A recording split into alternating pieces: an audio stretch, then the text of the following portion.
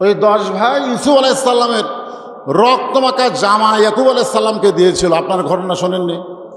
10 ভাই যে আমরা বহু চেষ্টা করলাম, আব্বা বাঘের হাত থেকে আমরা ইউসুফকে বাঁচাতে পারলাম না। ইয়াকুব আলাইহিসসালাম এখন ওই জামার দিকে তাকায় আর চিন্তা করে যে আমার ইউসুফকে যদি বাঘে ধরতো তাহলে জামা ছিঁড়া যেত। জোরে কোন কথা ঠিক কিনা? জামার কোনো জায়গাতে ছিঁড়া নাই, কিন্তু রক্ত। জামাত কি কথা কয় না, কোনো জায়গাতে ছেঁড়া নাই, জামার মধ্যে কি? ইয়াকুব আলাইহিসসালাম বুঝবার পারছে যে আমার ইউসুফকে নিয়ে এই 10 ভাই, এই 10টা সন্তান কি করতেছে? কথা কয় না, ষড়যন্ত্র করতেছে। জোরে কোন কি করতেছে? কিন্তু জবান বন্ধ, এখন বলা যাবে না। এরা যে ষড়যন্ত্র করছে, বাঘে যে আমার ইউসুফকে খায়নি, এটা কিন্তু ইয়াকুব আলাইহিসসালাম বুঝবার পারছে, কিন্তু জবান খোলে নাই। এখনো যে বাংলাদেশের ষড়যন্ত্র চলতেছে আমরা কিন্তু সবাই বুঝি। জোরে করে কথা ঠিক কিনা? কিন্তু জবান কি? জাগা মতো জবান খোলা লাগবে। জাগা মতো কি? মসজিদের মধ্যে, মাহফিলের মধ্যে, মাহফিলের মধ্যে লিল্লাহি তাকবীর, ঠিক আছে, একেবারে মনে হচ্ছে যে এখনই বাতিলের বিরুদ্ধে লড়াই করবে, কি অবস্থা। কিন্তু আসল জায়গার যে আর তকবীর নাই। হাসান রাদিয়াল্লাহু চুপ আছে। হযরতে মুআবিয়া রাদিয়াল্লাহু তাআলা বললেন, আমি দুনিয়া থেকে বিদায় নেওয়ার পরে কোনো গন্ডাম যেন না থাকে, গন্ডগোল না হয়, এজন্য আমার সন্তান ইয়াজিদকে ক্ষমতার চেয়ারে বসাবার চাই। সাহাবীরা শুনে খুশি? খুশি কি মনে হয়? তখন আব্দুল ইবনে আব্বাস আর আব্দুল ইবনে উমর, এই দুইজন জলিল কদর সাহাবী বলতেছে যে আমরা আপনাকে 3টা প্রস্তাব দেব, যদি গ্রহণ করেন তাহলে আপনার সাথে আমরা আছি। কয় প্রস্তাব? আজকে বাংলাদেশেও প্রস্তাব, গোল মিটিং, টক শো আছে না নাই? জোরে করা আছে না নাই? কিন্তু তাল গাছ আমার, তাহলে হবে? তাল গাছ আমার এটা বললে হবে? আমার মিটিংয়ে লোক নাই, আমি এরকম মিডিয়া নিয়ে গেছি, মিডিয়ায় হচ্ছে 500, লোক হচ্ছে 100। সমস্ত মিডিয়াকে আমি 500 করে টাকা দিয়ে বললাম, ভাই লোক দেখাও, লোক দেখাও। লক্ষ লক্ষ লোক দেখতেছে, আসলে লোক 200। কয়শো? লক্ষ লক্ষ টাকা খরচ করে লোক হয় 200, আর হাজার হাজার টাকা খরচ করে লক্ষ লক্ষ লোক হয়। প্রচার নাই, সমস্ত প্রচার যন্ত্র দখল হয়ে গেছে। খুব খেয়াল করবেন। এখন 3টা প্রস্তাব দিলেন। কয়টা? প্রস্তাবগুলো দেখেন তো আপনারা, আগে শোনেন। আব্দুল ইবনে আব্বাস রাদিয়াল্লাহু তাআলা বললেন, 1 নম্বর প্রস্তাব হলো, খামাখা আপনি দুনিয়া থেকে যাওয়ার আগে আপনার সন্তানকে চেয়ারে বসার নিয়ত করছেন কেন? আমার 1 নম্বর প্রস্তাব হলো, আপনি রাসূলের নীতি গ্রহণ করেন। সুবহানাল্লাহ বলেন। কার নীতি? কার নীতি?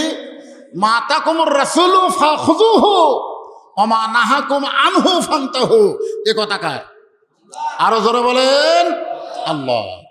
আল্লাহ বলেছেন আমার রাসূল যেটা করেছেন সেটা তোমরা করো, রাসূল যেটা করে নাই সেটা করা যাবে না। তাহলে রাসূল কি আবু বকরকে খলিফা বানিয়ে গেছে? কি কইছে? ইমাম কইছে। জোরে কোন কি কইছে? কথা কয় না। এখন আপনাদের কাছে আমার প্রশ্ন হলো, ইমাম মানে কি খালি 5 ওয়াক্ত নামাজের ইমাম, না সমাজেরও ইমাম? আপনাদের মনে হয় মসজিদের ইমাম? আজকে আমাদের মসজিদের ইমাম এত দুর্বল, 3 মাস হলে বেতন বাকি। কয় মাস বেতন বাকি? 3 মাস। তার সামনে মসজিদ কমিটির লোকেরা এসি কেনার চিন্তা করতেছে। কি কিনবি?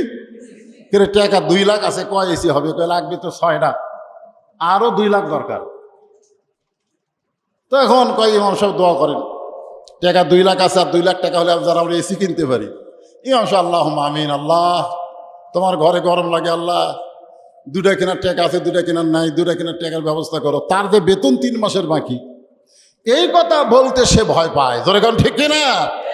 আজকে সমাজের সবচেয়ে দুর্বল মানুষগুলো মসজিদের ইমাম হয়েছে, যার জন্য মেম্বার থেকে অর্ধ পৃথিবী পরিচালনা হয়েছে।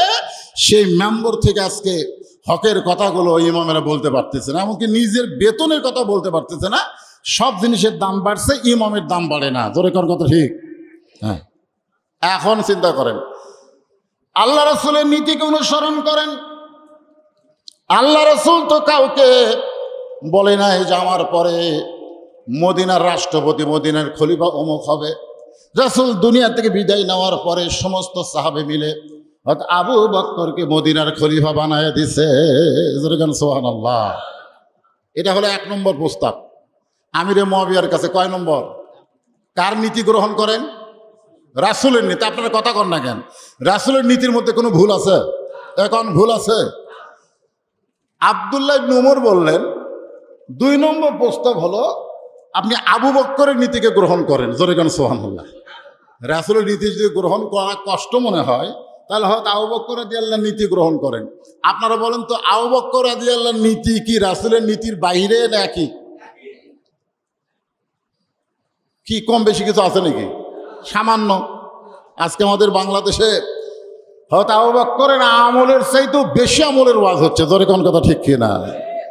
আরে এই বাংলাদেশে হচ্ছে তো, নামাজ বেশি পড়ছে, কোরআন বেশি পড়ছে, হজ বেশি করছে। আবু বকর রাদিয়াল্লাহু তো এত কিছু করেনি, অথচ রাসূল কইছে যে আমার সমস্ত উম্মতের আমল যদি এক পাল্লায় দেওয়া হয়, আমার আবু বকরের এক রাতের আমলের সমান হবে না। জোরে কোন সুবহানাল্লাহ।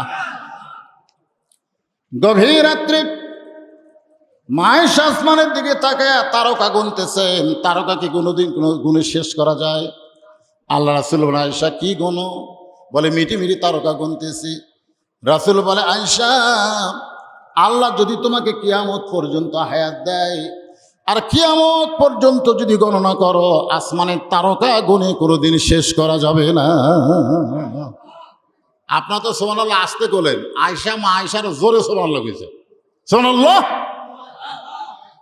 আল্লাহ রাসূল, আয়েশা যে তারকা গুনে শেষ করা যাবে না, সে তারকার চাইতেও আমার একজন সাহাবীর নেকি বেশি।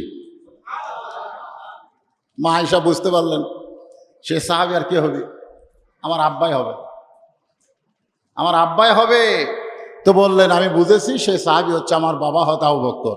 আল্লাহ রাসূল বললেন না, তোমার বাপ না, ওই সাহাবী হলো আমার ওই বউ। রাসূলের আর একটা বউ আছিল, নাম হলো হাফসা। নাম কি? এটা হলো হাফসার বাপ, তোমার বাপ না। হাফসা আমাদের মা, হাফসার বাপের নাম কি? হযরত ওমর। মা আয়েশা মন খারাপ করছে যে আমার কোলত মাথা দিয়ে আমার বাপের কথা না কয়, সতীনের বাপের কথা কয়। মেয়ে মানুষের মধ্যে একটা হিংসা আছে না নাই? দরকার আছে না? বেশ করে সতীন টতীন তো বেশি। তো এখন আল্লাহ রাসূল, আয়েশা মন খারাপ করছো, ওমর ফারুকের সারা জীবনের আমল একত্র করে তোমার বাবার এক রাতের আমলের সমান হবে না। সুবহানাল্লাহ। এখন চিন্তা করেন, সেই আবু বকর রাদিয়াল্লাহর নীতি গ্রহণ করেন। এখন আপনাদের কাছে আমার প্রশ্ন হলো, আবু বকর রাদিয়াল্লাহর নীতি কি রাসূলের নীতির বাইরে না একই নীতি? আমাদের তৃতীয় প্রস্তাব হলো, আবু বকর রাদিয়াল্লাহর নীতি যদি আপনার গ্রহণ করতে কষ্ট হয় তাহলে হযরত উমরের নীতি গ্রহণ করেন। জোরে কোন সুবহানাল্লাহ। এই 3টা প্রস্তাব দিলাম। এই 3টা প্রস্তাব যদি আপনি গ্রহণ করেন তাহলে আমরা আপনার সাথে একমত, তাছাড়া আমরা দ্বিমত। আমিরে মুআবিয়া বললেন ঠিক আছে, আমি চিন্তা করি। আমি কি করি? আপনারা বলেন তো, ভালো কাজে চিন্তা করার সুযোগ আছে? ভালো কাজ চিন্তা করবেন না গ্রহণ করবেন? আজকে কিন্তু আমরা চিন্তা করি, আমরা ভোট কাকে দিব, আমরা কার পিছনে থাকবো, কোন দল করব, এগুলো নিয়ে আমরা চিন্তা করি। আপনারা বলেন তো, ভালো জিনিস নিয়ে চিন্তা করার সময় আছে? চিন্তা করার সময় হয়তো আপনাকে আল্লাহ নাও দিতে পারে। ভালো পাওয়া মানে গ্রহণ করা। জোরে কোন কথা ঠিক কিনা?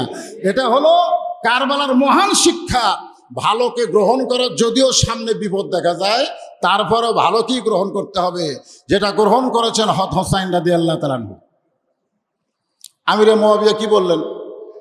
কাতেবে ওহী একজন সাহাবী বললেন ঠিক আছে, আমি চিন্তা করি। তিনি চলে আসলেন হজ শেষ করে। দামেস্কে আসার পরে ওই সাহাবেদের প্রস্তাবকে তিনি গ্রহণ করলেন না। তিনি সামান্য কিছুদিন তারপরে দুনিয়াতে ছিলেন। দুনিয়া থেকে হজরতে মুআবিয়া রাদিয়াল্লাহু বিদায় হওয়ার পরে চেয়ারে বসলেন কে? সবাই আর কয় না ইয়াজিদ। আজকে বাংলাদেশে হজরত ইয়াজিদ তো কয়, কি ইয়াজিদ? হজরত ইয়াজিদ কয়, কেউ রহমতুল্লাহ আলাই কয়। এই শালা আহলে হাদিসের একটা দাবিদার আছে না নাই? ধরে কেন আছে না নাই? এরা দেখবেন এই মহরমের আশুরা লিয়া খালি ইয়াজিদ ইয়াজিদ। আজকে এখানে শোনেন, খুব খেয়াল করবেন, যে মুআবিয়া রাদিয়াল্লাহু তাআলা আনহুর কথা বললাম এতক্ষণ, আপনারা বলেন তো তার বাপের নাম কি? এই যে মুআবিয়া রাদিয়াল্লাহু তাআলা আনহু যে ওয়াজ করলাম, তার বাপের নাম কি? একজন কয় আবু সুফিয়ান, আপনার কর পারেন না? আবু সুফিয়ান জনগণ নাম কি? আল্লাহ রাসূলের যে কয়টা বড় শত্রু ছিল তার মধ্যে আবু সুফিয়ানের নাম আছে না নাই? জনগণ আছে না নাই? উহুদের ময়দানে আবু সুফিয়ানের নেতৃত্বে আল্লাহ রাসূলের দান মোবারক শহীদ হয়েছে। সুবহানাল্লাহ। এটা সুবহানাল্লাহ। দান মোবারক শহীদ হওয়া সুবহানাল্লাহ না ইন্না লিল্লাহ? হ্যাঁ, তার মানে গরম বেশি লাগছে। আমার কথা কি আপনার বুঝতে পারতেছেন না? মাইকের সাউন্ড কি বোঝা যাচ্ছে? জোরে কন, বোঝা যাচ্ছে না। তাছাড়া এত দামি কথা বলতেছি, আপনারা হুঁকারি দিচ্ছেন না, তার মানে যে বাড়ি খাচ্ছে বোঝাচ্ছে। মাইক গলা ভাই, আপনাকে কি বললাম, সাউন্ড ক্লিয়ার করেন। অত্যন্ত গুরুত্বপূর্ণ। কারিবুল বালাহ, কার বালাহ, বিপদ অতি নিকটে, আমাদেরও বিপদ নিকটে। আজকে ফজরে আজান শুনে মসজিদে মুসল্লি না আসুক, তারপরে মুয়াজ্জিন আজান দিচ্ছে, ঠিক কিনা বলেন? মুয়াজ্জিন তো আজান দিবার পারতেছে। এইভাবে যদি সমাজ চলে, কিছুদিন পরে দেখবেন যারা নামাজ পড়ে না তারা আজান বন্ধ করে দিবে, যে তোর আজানে আমাদের ঘুমের ক্ষতি হয়, তুই আজান দিবি। আর বর্তমানে ইন্টারনেটের যুগ, ডিজিটাল কায়দায় বাংলাদেশ চলে। এই সময় আজান লাগবে কেরে? প্রত্যেকের ঘরে ঘরে ঘড়ি, মোবাইল আছে, জোরে কোন ঠিক কিনা? নামাজ পড়ার মন চাই, ঘড়ি থেকে মসজিদে আসবে, তোর আজান শুনে আমাদের ঘুমের ক্ষতি হয়। কারিবুল বালা, বিপদ অতি নিকটে। মসজিদে জামাতবদ্ধভাবে নামাজ পড়তেছেন, একদিন দেখবেন এটাও সম্ভব না যদি আমরা কারবালাকে গ্রহণ না করি। কারবালা মানে বিপদ অতি নিকটে। তাবারাকাল্লাযী বিয়াদিহিল মুলক, খেয়াল করবেন, তাবারাকাল্লাযী বিয়াদিহিল মুলক। গোটা পৃথিবী রাজত্ব, কর্তৃত্ব, মালিকানা একমাত্র কার হাতে? বিশ্বাস করলে বলা লাগবে। এর সামনে চোখ বন্ধ করছেন কেন? ভালো হয়ে বসেন, সামনে চোখ আর দুর্বল হয়ে থাকলে বসলে হবে। ওয়া হুয়া আলা কুল্লি শাইইন কদির, সমস্ত বিষয়ের উপরে ক্ষমতাকার। আরো জোরে বলেন আল্লাহ। এখন ব্যাপার হলো, আল্লাহ রাসূল দুনিয়া থেকে বিদায় হলেন, এরপরে খলিফা হচ্ছেন হযরত আবু বকর। খলিফা মানে কি আর মুলক মানে কি, এটা আমাদের বুঝতে হবে। বর্তমানে বাংলাদেশে খেলাফত চলতেছে না মুলকিয়াত চলতেছে? মুলকিয়াত। যে মুলকিয়াতের মালিক হচ্ছে আল্লাহ, এখন সেই মুলকের মালিক হচ্ছে মানুষ, জনগণ, ঠিক কিনা বলেন?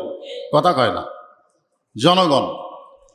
এখন আর জনগণও লাগতেছে না, এখন হচ্ছে প্রশাসন। জোরে কোন কথা ঠিক কিনা? এখন আর জনগণও লাগে না, এখন প্রশাসন। এখন মালিককে, আর আমরা মালিকানা দিলাম কাকে? এই বিষয়ে যদি আমরা আলোচনা না করি, না শুনি, তাহলে কারিবুল বালা, বিপদ আমাদেরও অতি নিকটে। আপনার কি মনে করছেন আমাদের কাছ থেকে বিপদ দূরে? আমাদের ঈমান হরণ হয়ে যাচ্ছে, আমাদের ঈমান নষ্ট হয়ে যাচ্ছে। যখন আল্লাহ বাদ দিয়ে মানুষকে ক্ষমতা অধিকারী বিশ্বাস করা হবে, তখন আমাদের ঈমান থাকবে? ওসমান রাদিয়াল্লাহু যখন দুনিয়া থেকে চলে গেলেন, তখন খলিফা হচ্ছেন হযরত আলী রাদিয়াল্লাহু তাআলা আনহু। কে খলিফা? আলী। আচ্ছা, হযরত আলীর পরে কোনো খলিফার নাম শুনছেন আপনারা? শুনছেন? কেন শোনেন নাই? কারণ আল্লাহ রাসূল একটা হাদিসে বলেছেন যে আমি যখন থাকবো না, আমার এই জায়গায় যিনি ইমামতি করবেন তার নাম হল আবু বকর। যেরকম তার নাম কি? খলিফার কথা বলেন নাই, আমার এই জায়গায় যিনি ইমামতি করবেন তার নাম কি? আবু বকর। আবু বকর রাদিয়াল্লাহু যখন থাকবে না, ওই জায়গায় ইমাম হবে হযরত ওমর। ইমামের নাম কি? ওমর যখন থাকবে না, ওই জায়গার ইমাম হবে হযরত ওসমান। ওসমান যখন থাকবে না, ওই জায়গার ইমাম হবে হযরত আলী। আলী যখন থাকবে না, ওই জায়গার ইমাম আল্লাহ রাসূল আর বলেননি। সাহাবারা জিজ্ঞাসা করলেন, রাসূলুল্লাহ, হযরত আলী যখন থাকবে না, তখন ওই জায়গার ইমাম কে হবে? আল্লাহ রাসূল বললেন, মা ইয়ান্তিকু আনিল হাওয়া ইন হুয়া ইল্লা ওয়াহয়ুন ইউহা। আমি রাসূল ততক্ষণ পর্যন্ত বলতে পারি না যতক্ষণ পর্যন্ত আল্লাহ আমাকে না বলায়। জোরে বলেন সুবহানাল্লাহ। তাহলে হযরত আলী পর্যন্ত দুনিয়াতে যেটা চলেছে তার নাম হলো খেলাফত। জোরে বলেন, তার নাম কি? এরপরে যিনি আমাদের মুসলমানের ভিতরে ক্ষমতা পরিচালনা করেছেন, তাকে আমরা বলি আমিরে মুয়াবিয়া। তাকে কেউ খলিফা বলি না। ইতিহাসের মধ্যেও খলিফা মুয়াবিয়া এ কথা আছে? এই, এটা তো বোঝা লাগবে। কি আছে? খলিফা আছে না আমির আছে? আমিরে মুয়াবিয়া। আমিরে মুয়াবিয়া রাদিয়াল্লাহু তাআলা আনহু, তিনি একজন বড় ধরনের সাহাবী ছিলেন। বলেন সুবহানাল্লাহ। যাকে বলা হয় কাতেবে ওহী। আল্লাহ রাসূলের ৭০ জন সাহাবী ওহী লিখত। কতজন সাহাবী? ৭০ জন সাহাবী। কোরআন নাজিল হওয়ার সাথে সাথে ওটা লিপিবদ্ধ করে রাখতেন। তখন কাগজ ছিল না, গাছের পাতায়, পাথরে বা যেখানে ওটা লিখে রাখতেন। এইরকম সাহাবীর সংখ্যা হলো ৭০ জন। কতজন? তার মধ্যে হযরতে মুয়াবিয়া রাদিয়াল্লাহু তাআলা আনহু একজন অন্যতম সাহাবী। বলেন সুবহানাল্লাহ। কিন্তু তিনি খলিফা না, তিনি হচ্ছেন আমির। এখন আপনাদের কাছে আমার প্রশ্ন, যে আবু বকর, উমর, ওসমান, আলী খলিফা, কিন্তু মুয়াবিয়া আমির কেন? খেলাফত কেন নাই? খেলাফত কেন ধ্বংস হয়ে গেল? এইটা না জানলে বর্তমান বাংলাদেশের রাজনীতি আপনারা বুঝতে পারবেন না। আল্লাহ রাসূল বলেছেন, আল্লাহ তাআলা পবিত্র কোরআনে বলেছেন, মা আতাকুমুর রাসূলু ফাখুযুহু ওয়া মা নাহাকুম আনহু ফান্তাহু। তাহলে হযরত আলী পর্যন্ত যে খেলাফত চালু ছিল, এটা কি আল্লাহর পক্ষ থেকে রাসূল করে যায়নি? কথা বলেন। ইমাম নির্ধারণ করে গেছে কি যায়নি? কিন্তু আমিরে মুয়াবিয়া পর্যন্ত কিন্তু রাসূল যায়নি। এটা ইসলাম ইতিহাস বলেছে 30 বছর। কয় বছর? কথা বলেন, কয় বছর? এরপর থেকে আর খেলাফত আছে? খেলাফত নেই। মুলকিয়াত শুরু হয়ে গেছে। মুলকিয়াত কি? মুলকিয়াত মানে এখানে ইমামতি করবে, ইমামতি করবে। ইচ্ছা করলে এশার নামাজ 4 রাকাত পড়াবে, ইচ্ছা করলে এশার নামাজ 3 রাকাত পড়াবে, কিন্তু লোকমা দেওয়া যাবে না। জোরেখন কি দেওয়া যাবে না? আর ইমামত মানে কি? নিজের ইচ্ছা মতো নামাজ হবে না, আল্লাহর হুকুম অনুযায়ী নামাজ হবে। জোরেখন ঠিক কিনা? তুমি ইচ্ছা মতো আজকে 3 রাকাত পড়ালা, আর আমরা তোমার ইচ্ছা মতো বসে থাকবো না। তোমাকে আমরা ততক্ষণ পর্যন্ত ইমাম মানবো তুমি যতক্ষণ রাসূলকে অনুসরণ করবে, আল্লাহর হুকুম অনুযায়ী নামাজ পড়াবে। জোরেখন কথা ঠিক কিনা? আপনারা বলেন তো, ইমামতির মধ্যে লোকমা আছে না নাই? কিন্তু সমাজের যারা নেতা, তাদের মধ্যে কি নাই? লোকমা নাই। এই জন্য সূরা মুলকের এই আয়াতটার তাফসীর আপনাদের ভালো মতো শুনলেই এই আশুরা সম্পর্কে, মোটামুটি কারবালার ঘটনা সম্পর্কে আমাদের একটা আলোচনা শোনা হবে।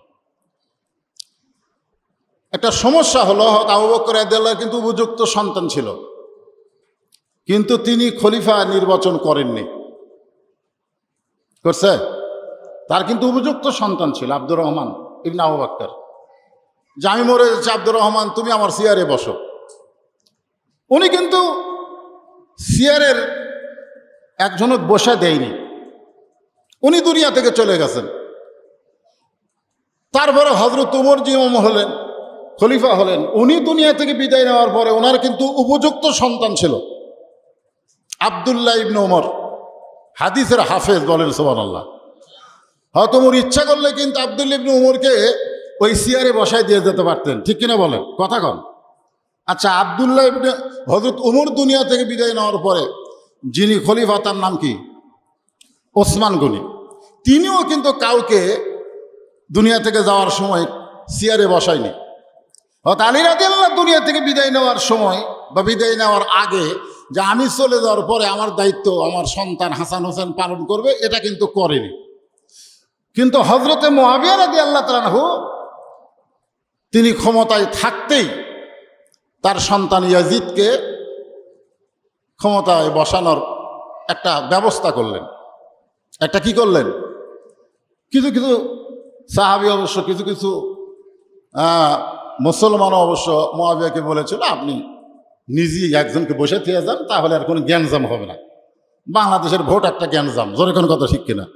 বাংলাদেশের ভোট একটা কি জ্ঞানজাম। হিরো আলমের কাছে যান, জ্ঞানজাম কাক কয়, আপনার বুঝবার পারবেন। এখন আর ভোটই হচ্ছে না, এখন আর ভোট হচ্ছে, নির্বাচন হচ্ছে, কিন্তু ভোট হচ্ছে না। কাক নির্বাচন করবে আগে থেকেই হয়ে যাচ্ছে, জোরে কোনো কথা ঠিক কিনা? এখন নির্বাচন হচ্ছে কিন্তু ভোট হচ্ছে না। তার মানে কি, চেয়ারে কে বসবে এর আগে থেকেই সিদ্ধান্ত হয়ে গেছে। এই কামটা সর্বপ্রথম করেছে হজরতে মুআবিয়া রাদিয়াল্লাহু তাআলা আনহু। তিনি তার সন্তান ইয়াজিদকে চেয়ারে দিয়ে দিলেন যে আমি মরে যাওয়ার পরে, আমি দুনিয়া থেকে বিদায় যাওয়ার পরে আর কোনো এই ভোটাভুটির দরকার নেই, তুমি চেয়ারে বসো। তুমি কি করো? চেয়ারে বসো। মানে খেলাফত শেষ, খেলাফত শেষ, মুলকিয়াত শুরু হয়ে গেল। আসলে মুলকিয়াতের মালিককে, এই জিনিসটা বুঝতে হবে। বাংলার মুসলমান এই জিনিস বোঝে না, ইচ্ছা মতো সিল মারে না, ইচ্ছা মতো মারা যাবে না। আল্লাহ কোরআনে বলেছেন, ইন্নাল্লাহা ইয়ামুরুকুম আন তুআদ্দুল আমানাতি ইলা আহলিহা ওয়া ইযা হাকামতুম বাইনান নাস আন তাহকুমু বিল আদল। এটা কি আমার কথা না আল্লাহর কথা? আপনি একজনকে সাক্ষী মারলেন, সিল মারলেন, সেই লোকটা ভালো কাজ করলে আপনি সিল মারলে সওয়াব পাবেন না, এ কথা আপনারে কে কইছে? আপনি একজনকে সিল মারলেন, সেই মানুষটা খারাপ কাজ করলো আর আপনি গুনাহগার হবেন না, এ কথা আপনাকে কে বলেছে? বরং যাকে আপনি নির্বাচিত করলেন সে ভালো করলে সওয়াব পাবেন, খারাপ করলে আপনার আমলনামায় পাপ হবে। আপনি হাসরের ময়দানে যায় দেখবেন গম চোর, কি চোর? রড চোর, সিমেন্ট চোর। তো আপনি তো আল্লাহকে বলবেন, আল্লাহ আমি তো জীবনে গম চুরি করিনি, সিমেন্ট চুরি, রড চুরি করিনি। বলে তুমি যে নেতা বানাইছো ওই চুরি করছে। এই ভোট দেওয়ার কারণে তোমার আমলনামায় চোরের একটা অংশ আমি আল্লাহ ঢুকাই দিছি। তো এটা কোরআনের কথা, আমানত, আমানত, খুব খেয়াল করবেন। তো এখন সেই সময় চলতেছিল হজের মৌসুম। জোরে কারণ কি মৌসুম? হজের মৌসুম। আমিরে মুআবিয়া চিন্তা করলো যে এখন হজের মৌসুম, আমি যাই। তিনি সর্বোত্তম মক্কায় না গিয়ে তিনি মদিনায় আসলেন। এই খুব গুরুত্বপূর্ণ কথা। হজরতে মুআবিয়া রাদিয়াল্লাহু তাআলা আনহু তিনি হজের সময় কোথায় গেলেন? মদিনায়, মক্কায় গেলেন না। তিনি মদিনায় গেলেন। উম্মাহাতুল মুমিনিন, আমাদের মা হজরত আয়েশা রাদিয়াল্লাহু তাআলা আনহার কাছে। আল্লাহ রাসূলের বিবি আমাদের কে হয়? আমাদের মা হয়। তো হজরতে মুআবিয়া রাদিয়াল্লাহু তাআলা আনহু যখন মদিনায় গেলেন, ওই সময় মদিনায় হযরত হোসেন রাদিয়াল্লাহু ছিল, আব্দুল্লাহ ইবনে ওমর ছিল, আব্দুল্লাহ ইবনে মাসউদ ছিল, এরকম বড় বড় সাহাবী, আব্দুল্লাহ ইবনে জুবাইর ছিল। তারা চিন্তা করলো মুআবিয়া যখন চলে আইছে মদিনায়, আমরা আর মদিনায় থাকবো না, আমরা চলে যাবো মক্কায়। যখন মুআবিয়া মদিনায়, এই বড় বড় সাহাবীগুলো সব চলে গেলেন কোথায়? মক্কায়। কিন্তু একজন রাসূলের বিবি আমাদের মা, তিনি তখন মদিনায়। তা আমিরে মুআবিয়া রাদিয়াল্লাহু তাআলা আনহু মা আয়েশার কাছে গিয়ে বললেন যে আমি দুনিয়া থেকে যাওয়ার আগেই এই জ্ঞানজাম ট্যানজাম না রেখে আমার ছেলে ইয়াজিদকে ক্ষমতায় বসাবার চাই। এ ব্যাপারে আপনার মত কি? মানে কোনো জ্ঞানজাম নাই, খামাকা ভোট দেওয়ার কি দরকার? দরকার আছে? ভোট দেওয়ার কি দরকার? একজনক দিয়ে দিলে হবে আর কি। তখন মা আয়েশা রাদিয়াল্লাহু তাআলা আনহা বললেন, না, এ ব্যাপারে এই আমি বলতে পারবো না, বরং এখন যে সমস্ত দামি দামি সাহাবী, বড় বড় সাহাবী যারা দুনিয়াতে আছে, আপনি তাদের সঙ্গে পরামর্শ করেন। আমিরে মুআবিয়া বললেন, আমি তো মদিনায় আসার পরে খোঁজ না দেখলাম, তারা কেউ মদিনায় নাই, তারা তো সব গেছে মক্কায়। কারণ কি? কারণ হলো ওই সময় হজরত মুআবিয়া যখন ইয়াজিদকে ক্ষমতা দিবেন, দেওয়ার মনস্থ করেছেন যে আমি চলে যাওয়ার পরে আমার চেয়ারে বসবে, ওই জায়গাটার নাম কি? দামেস্ক। জোরে কোনো জায়গাটার নাম কি? হ্যাঁ, এগুলো খেয়াল রাখতে হবে। দামেস্ক। তো দামেস্কের লোকেরা মুআবিয়ার কথার সাথে প্রশাসনের ভয়ই হোক আর যেভাবেই হোক তারা রাজি হয়ে গেলেন। রাজি বোঝেন না?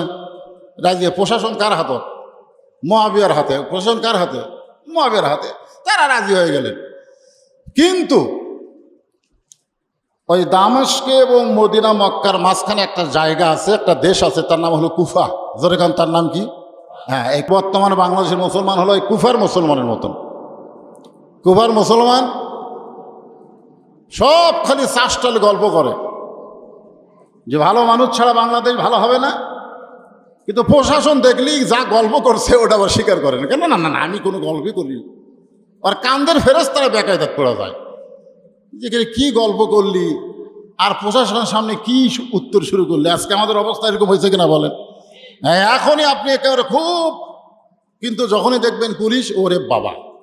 আপনারা বলেন তো, আমরা ছোটবেলায় শুনতাম চোরের মন পুলিশ পুলিশ।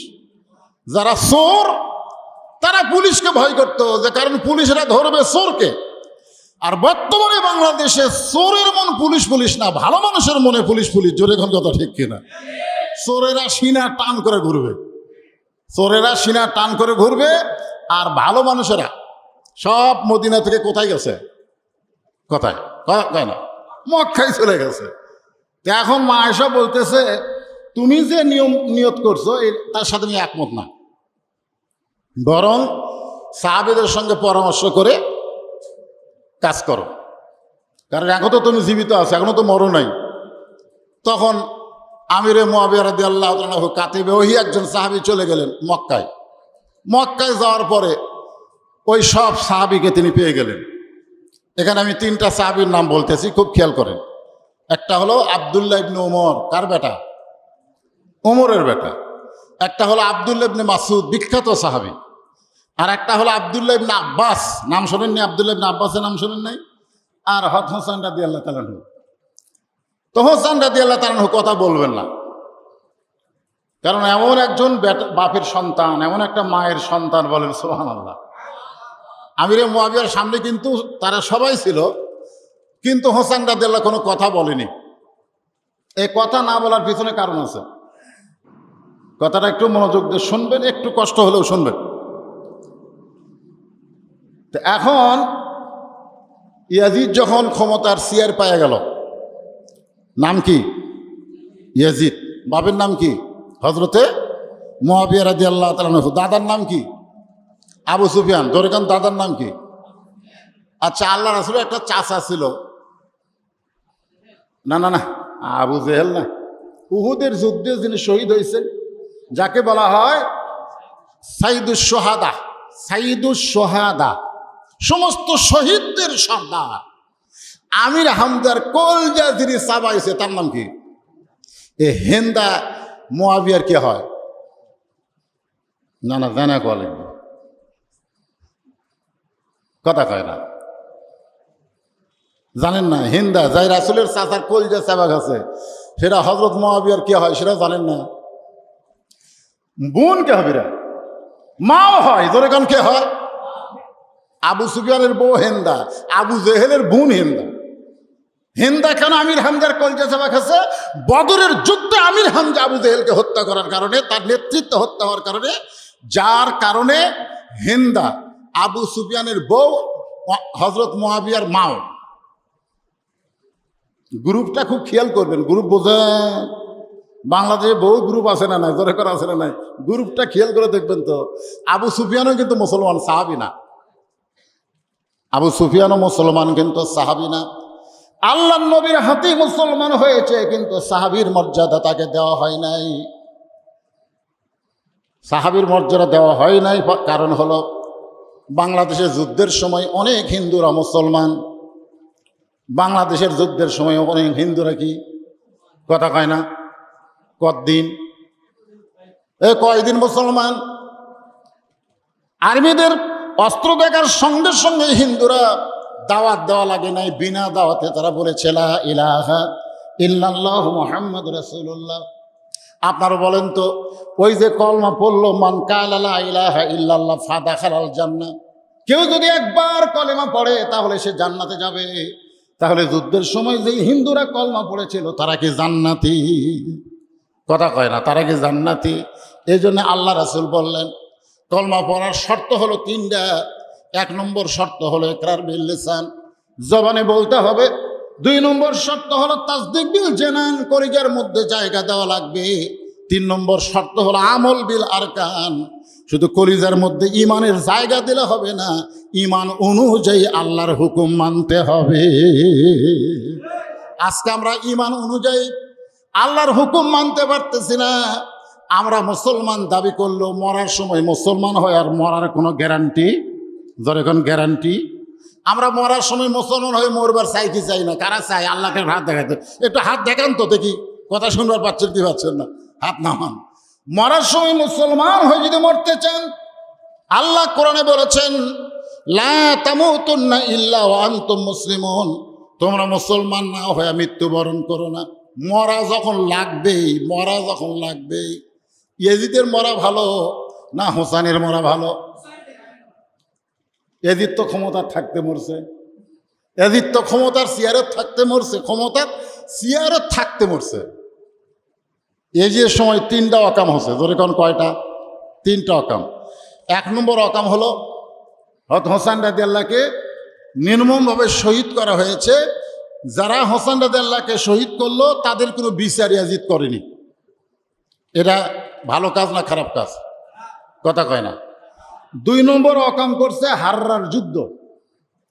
মদিনায় অসংখ্য সাহাবীকে ইয়াজিদ হত্যা করেছে, যাদের সংখ্যা হলো 10,000-এর বেশি। অসংখ্য নারীকে ইয়াজিদের বাহিরেরা ধর্ষণ করছে, অসংখ্য, সেই সময়। তাহলে এই কামটা ভালো না খারাপ? কি খারাপ রে? খালি খারাপ। ইয়াজিদ 3 নম্বর খারাপ কাজ করেছে, কাবা ঘরে কামান মারছে। কামান, সেই সময়কার আগুনের কামান মারছে আল্লাহর কাবা ঘরে।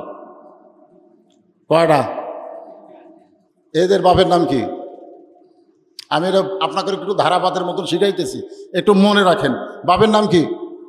হজরতে মুআবিয়া। আমির হামদা কি কয়? মুআবিয়া। জোরেকার নাম কি? মায়ের নাম কি? হিন্দা। জোরেকার মায়ের নাম কি? আচ্ছা, হিন্দা কার করে দিতে দেখাছে? আমির হামদার করে দিতে সবাইছে। এখন এটা হলো মুআবিয়ার মায়ের নাম হিন্দা। এখন আপনাদের কাছে আমার প্রশ্ন হলো ইয়াজিদের মায়ের নাম কি? মুআবিয়ার মায়ের নাম তো শুনলেন কি?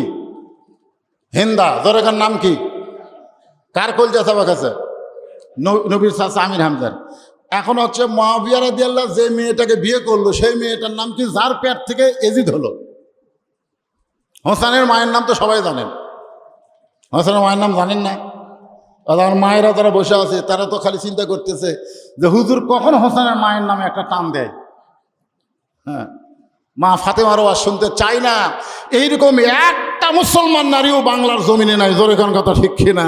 কিন্তু মা ফাতেমার আদর্শ অনুযায়ী চলবে এইরকম নারী নাই।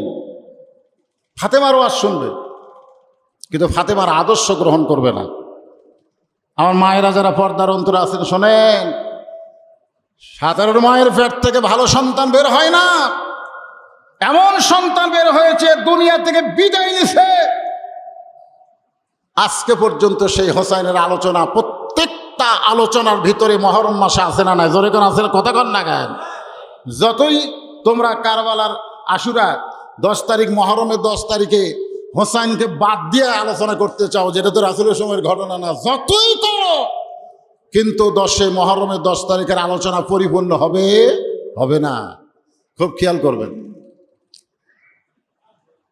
এখন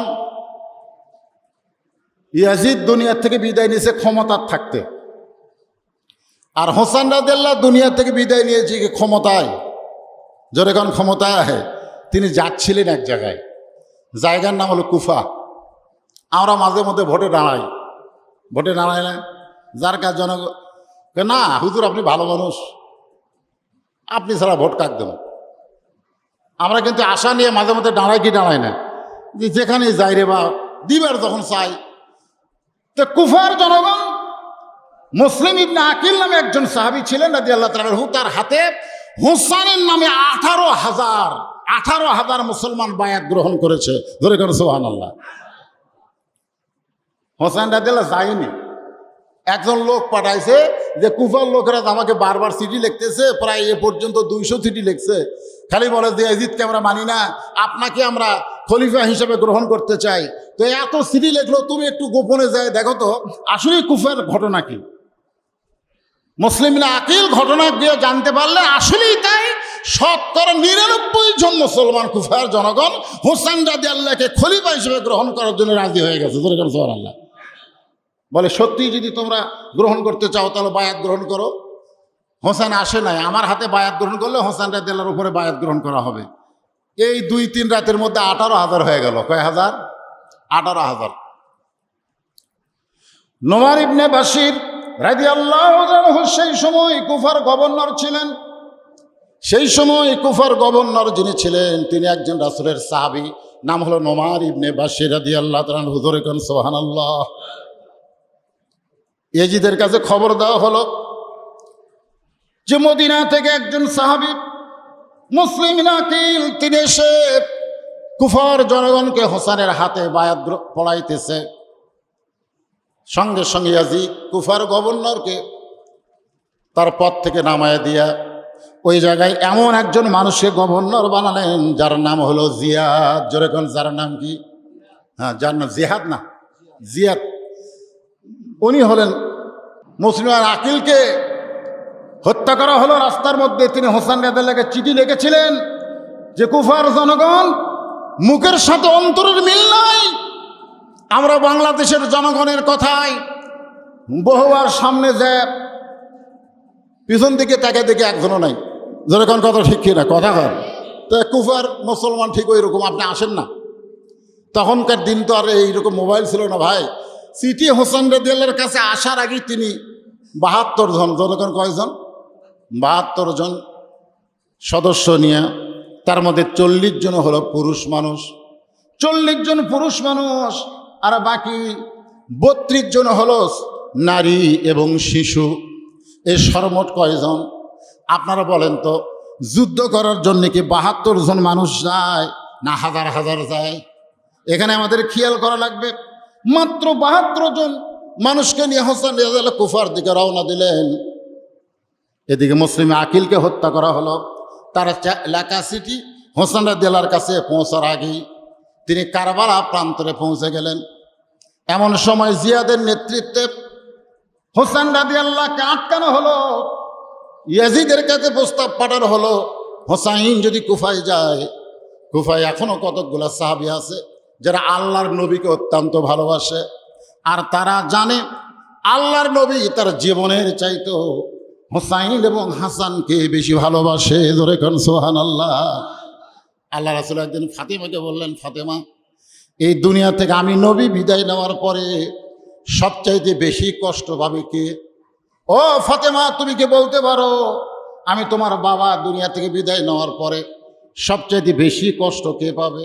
ফাতেমা বললেন, বাবা, আমার বিশ্বাস আপনি দুনিয়া থেকে বিদায় নেওয়ার পরে সবচাইতে বেশি কষ্ট আমি ফাতেমা পাবো। আল্লাহ নবী বললেন, ফাতেমা, তুমি তোমাকে জানো বলে তোমার কথা বলেছ, কিন্তু আমি একটা সত্যি কথা তোমাকে বলি, শোনো, আমি দুনিয়া থেকে বিদায় নেওয়ার পরে আমার সমস্ত সাহাবীরা মিলে এবং তুমি মিলে যে কষ্ট পাবে তার চাইতে বেশি কষ্ট পাবে আমার হাসান হোসাইন। সবচাইতে বেশি কষ্ট কে পাবে? তার নাম কি?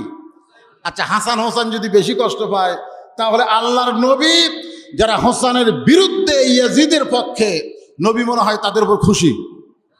ইয়াজিদি শাসনের পক্ষে যারা, ইয়াজিদের পক্ষে না। এখন তো বাংলাদেশে ইয়াজিদ নেই। বাংলা ইয়াজিদ আছে? কথা কয় না। ইয়াজিদ, আবু জেহেল, এগুলো তো বাংলাদেশে নাই। এগুলোর নাম নাই, কিন্তু এগুলোর কাম আছে না নাই? জোরে করে আছে না নাই?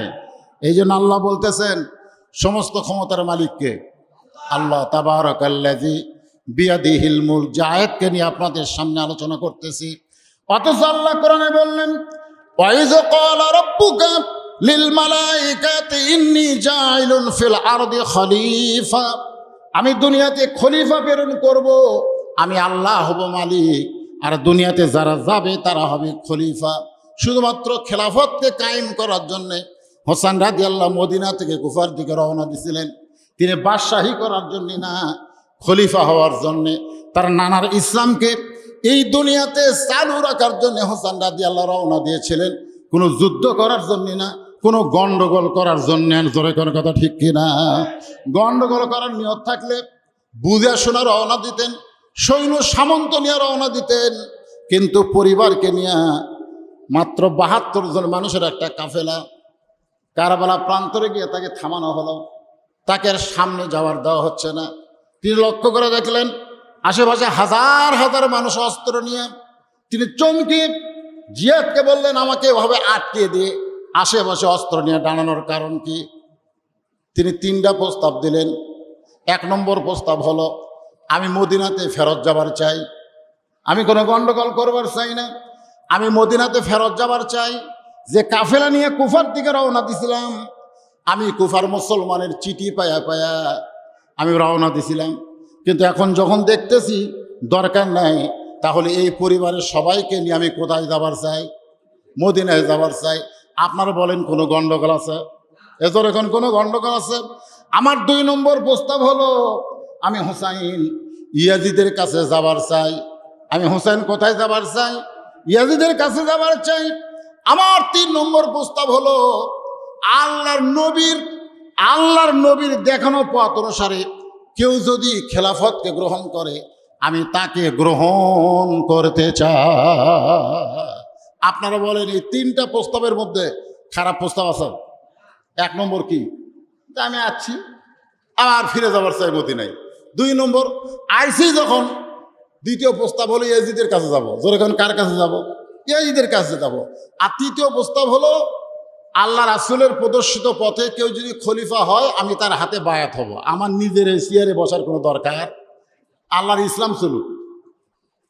আপনারা বলেন এত সুন্দর প্রস্তাব দেওয়ার পরেও এরা হোসেন রাদিয়াল্লাহকে ছাড়ে নাই। হোসেন রাদিয়াল্লাহকে ছাড়ছে? কেন ছাড়লো না? সবাই মুসলমান, কিন্তু কেন ছাড়েনি? এখানে আমাদের প্রশ্ন, কেন গ্রেফতার? কেন? শাকিব খানের মতো লুচ্চা বিয়া ছাড়াই বাচ্চা হয়, 4-5 বছর পরে বাচ্চার পরিচয় হয়, ধরে কোন ঠিক কিনা? আর আলিম বউলে ধরা পড়লে কাবিন আছে, কাবিন তো নাই। এখন চিন্তা করেন বাংলাদেশের কোন আলিম বউলে ঘুরলে কাবিনলে ঘুরবে? কিন্তু ঘোরা লাগবে তো। যদি জিজ্ঞাসা করে তোমার বউ লয়, তার কীভাবে বরণ করবেন?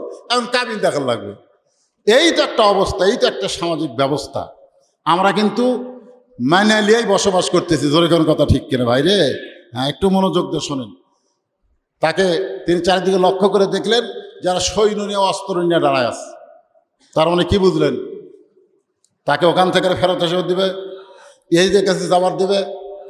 রাসূলের পথ অনুযায়ী কেউ ক্ষমতায় চেয়ারে বসুক, আল্লাহর হুকুম অনুযায়ী সেটা তারা মানবে। তাকে হত্যা করার জন্য চেষ্টা করা হলো।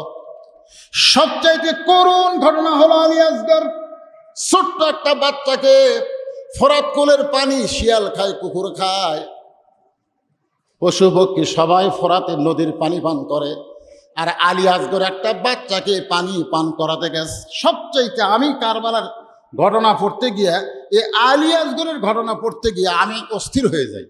ছোট্ট একটা বাচ্চা, মায়ের স্তনের দুধ নাই, দুধ শুকে গেছে, মায়ের স্তনের দুধ নাই, দুধ শুকে গেছে। এখন হোসেন রাদিয়াল্লাহর বিবির নাম তো আপনারা সকলেই জানেন। বিবির নাম কি? এই ভাই আমার বলতেছে, তাও জোরে বলতেছে না। বিবির নাম হলো শাহের বানু। জোরে কান, বিবির নাম কি? শাহের বানুর বাপের নাম কি? এগুলা জানা লাগবে তো। ইতিহাস না জানলে আপনি কোন ইতিহাসের মানুষ সেটা তো আপনি বুঝতে পারবেন না। আমাদের ইতিহাস ঐতিহ্য আমরা ভুলে গেছি। তো ওই শাহের বানুর পেট থেকে যে বাচ্চা হয়েছে নাম আলী আসগর। জোরে কান, নাম কি? ছোট বাচ্চা, স্তনের দুগ্ধ পান করবে, মা পানি পান করে না, মায়ের স্তনে দুধ নাই। তো বলে আমাদের উপরে না হয় ইয়াজিদের শত্রুতা হতে পারে, জিয়াদের শত্রুতা হতে পারে, কিন্তু আমার আলী আসগর উপরে কোনো শত্রুতা নাই, যাও পানি পান করে নিয়ে আস। হোসেন রাদিয়াল্লাহু 1 হাঁটু পানি পরিমাণ নামলেন, চিৎকার করে বললেন, তোমাদের সকলের হাতে অস্ত্র, আমার হাতে কোনো অস্ত্র নাই। আমার 2 হাতে শুয়ে আছে আমার অবশিশু বাচ্চা, মায়ের স্তনের দুগ্ধ নাই, পানির জন্য জিহ্বা বের করতেছে। আমি একজন বাবা হয়ে ফোরাত কোলে, কত পানি, অথচ আমার বাচ্চার মুখে আমি পানি পান করাতে পারবো না। এই কথা বলে সামান্য পানি যখন হাতের চৌলে নিয়ে আলী আসগরকে মুখের মধ্যে দিবেন, ছোট্ট বাচ্চা আলী আসগর যখন পানি পান করার জন্য মুখটা ফাঁক করেছে, এমন সময় সৈন্যর একটা তীর এসে আলী আসগরের বুকের মধ্যে ঢুকে গেল। আলী আসগর দুনিয়া থেকে বিদায় হওয়ার পরে হোসেন রাদিয়াল্লাহু তার বিবির কাছে এনে বললেন, তুমি না ফোরাতের পানি পান করার জন্য পাঠাইছিলা, লক্ষ্য করে দেখো তোমার সন্তানকে আর পানি পান করা লাগবে না। হোসেন রাদিয়াল্লাহর বিবি তার স্বামীর মনকে খুশি করার জন্য সন্তানের কপালে চুমা দিলেন। তার স্বামীর মনকে খুশি করার জন্য সন্তানের কপালে চুমা দিয়ে বললেন, স্বামী গো, দুনিয়ার নদীর পানি আমার আল্লাহ তাআলা আমার সন্তানের জন্য পছন্দ করে নাই। আমার বিশ্বাস শাহাদাতের পিয়ালা পান করে আমার সন্তান হাউজে কাউসারের পানি পান করতেছে। জোরে কন্যা সুবহানাল্লাহ। আল্লাহ কোরআনে বলেছেন, ওয়ালা তাকুলু লিমান ইউকতালু ফি সাবিলিল্লাহি আমওয়াতুন বাল আহইয়াউ ওয়ালাকিন লা তাশউরুন। এ কথা আমার না আল্লাহর। শেষ পর্যন্ত হোসেন রাদিয়াল্লাহু কি করবেন, এখন ঘর থেকে বের হয়ে গেলেন। সবাই যখন শেষ হয়ে যাচ্ছে, তিনি কাপুরুষের মতন থাকলেন না, বরং তিনি বের হলেন চিৎকার দিয়ে বললেন, আমার নানার ইসলামের জন্যে, আমার আল্লাহর হুকুম পালন করার জন্যে, এই দুনিয়াতে খেলাফতকে প্রতিষ্ঠা করার জন্যে আমি চোরের মতন ঘরের মধ্যে লুকে থাকবো না, বরং বাতিলের বিরুদ্ধে কুল জাল হাক্ক ওয়া যাহাকাল বাতিল ইন্নাল বাতিলা কানা যাহুকা। আল্লাহু আকবার। বের হয়ে গেলেন জিহাদের ময়দানে। চারিদিক থেকে তীর আসলো। ইতিহাসের মধ্যে বলা হয়েছে ৮০টার বেশি তীর হোসেন রাদিয়াল্লাহর দেহের মধ্যে ঢুকে গেল। ৮০টার চাইতেও বেশি তীর তার দেহের মধ্যে ঢুকে গেল। তিনি একটাবারও বললেন না আমি আপোস করতে চাই, বরং তিনি হকের পক্ষে নিজের জীবনকে দুনিয়াতে দেখায় দিলেন। জীবন দিবা মরাই যখন লাগবে, তাহলে সাধারণ মৃত্যু না, বরং বাতিলের বিরুদ্ধে নিজের জীবনকে আল্লাহর জন্য কোরবানি করে দুনিয়া থেকে বিদায় হয়ে যাও। দেহকে ৮০টা তীর মারা হলো, তারপরেও দেহ থেকে মস্তককে বিচ্ছিন্ন করা হলো। নিষ্ঠুর, কত বড় নিষ্ঠুর একটু খেয়াল করেন। হত্যা তো করেছে, তারপরে আবার দেহ থেকে মস্তককে বিচ্ছিন্ন করলো এই আশুরা 10 মুহররম তারিখে। আর দেহ থেকে মস্তককে বিচ্ছিন্ন করে একটা গামলার মধ্যে করে দেহ পড়ে আছে কারবালায়। মাথা নিয়ে গেল দামেস্কে। ইয়াজিদের সামনে হোসেন রাদিয়াল্লাহু মাথাকে পরিবেশন করা হচ্ছে, উপস্থিত করা হচ্ছে। ইয়াজিদের সামনে মাথাকে উপস্থিত করা হচ্ছে যে হোসেনের দেহ পড়ে আছে কারবালায়, মাথা আপনাকে উপহার দিয়ে দিলাম। ইয়াজিদ তখন ক্ষমতার চেয়ারে ছিল। অনেকে বলে ইয়াজিদের কোনো দোষ নাই। আমি বললাম দোষ নাই ঠিক আছে, কিন্তু যারা মাথা ইয়াজিদের সামনে প্রদর্শন করলো, ইয়াজিদ তাদেরকে হত্যার বিনিময়ে হত্যার একটা রায় দিত, একটা আইন জারি করত, তাহলে কিন্তু বাতিল প্রশ্রয় পাইত না, হকের বিজয় হতো। ধরে কোন কথা ঠিক কিনা? কিন্তু ইয়াজিদ ওই মাথা যখন সামনে নিয়ে আসা হলো, তার হাতে একটা লাঠি ছিল। আমার কথার দিকে খেয়াল করেন, ওই হাতের লাঠিটা হোসেন রাদিয়াল্লাহু মুখের মধ্যে ঢুকায় দিল। ওই যে কর্তৃত্ব মাথা, ওই মাথার মুখের মধ্যে ঢুকায় দিয়া উপহাস করে বলতে থাকলো, হোসেন জেদ করলা, শুধু জেদ করলা। তুমি জানো জনগণ তোমার সঙ্গে নাই, তুমি জানো তুমি পারবে না, তুমি শেষ হয়ে যাবে, এরপরেও তুমি জেদ করলা। আজকে জেদ করার পরে তোমার দেহ আছে এক জায়গায়, তোমার মাথা আছে আর এক জায়গায়। দেখো জেদের ফল কি। আর আমি ইয়াজিদ, আমি বহাল তবিয়তে ক্ষমতার চেয়ারে বসে আছি।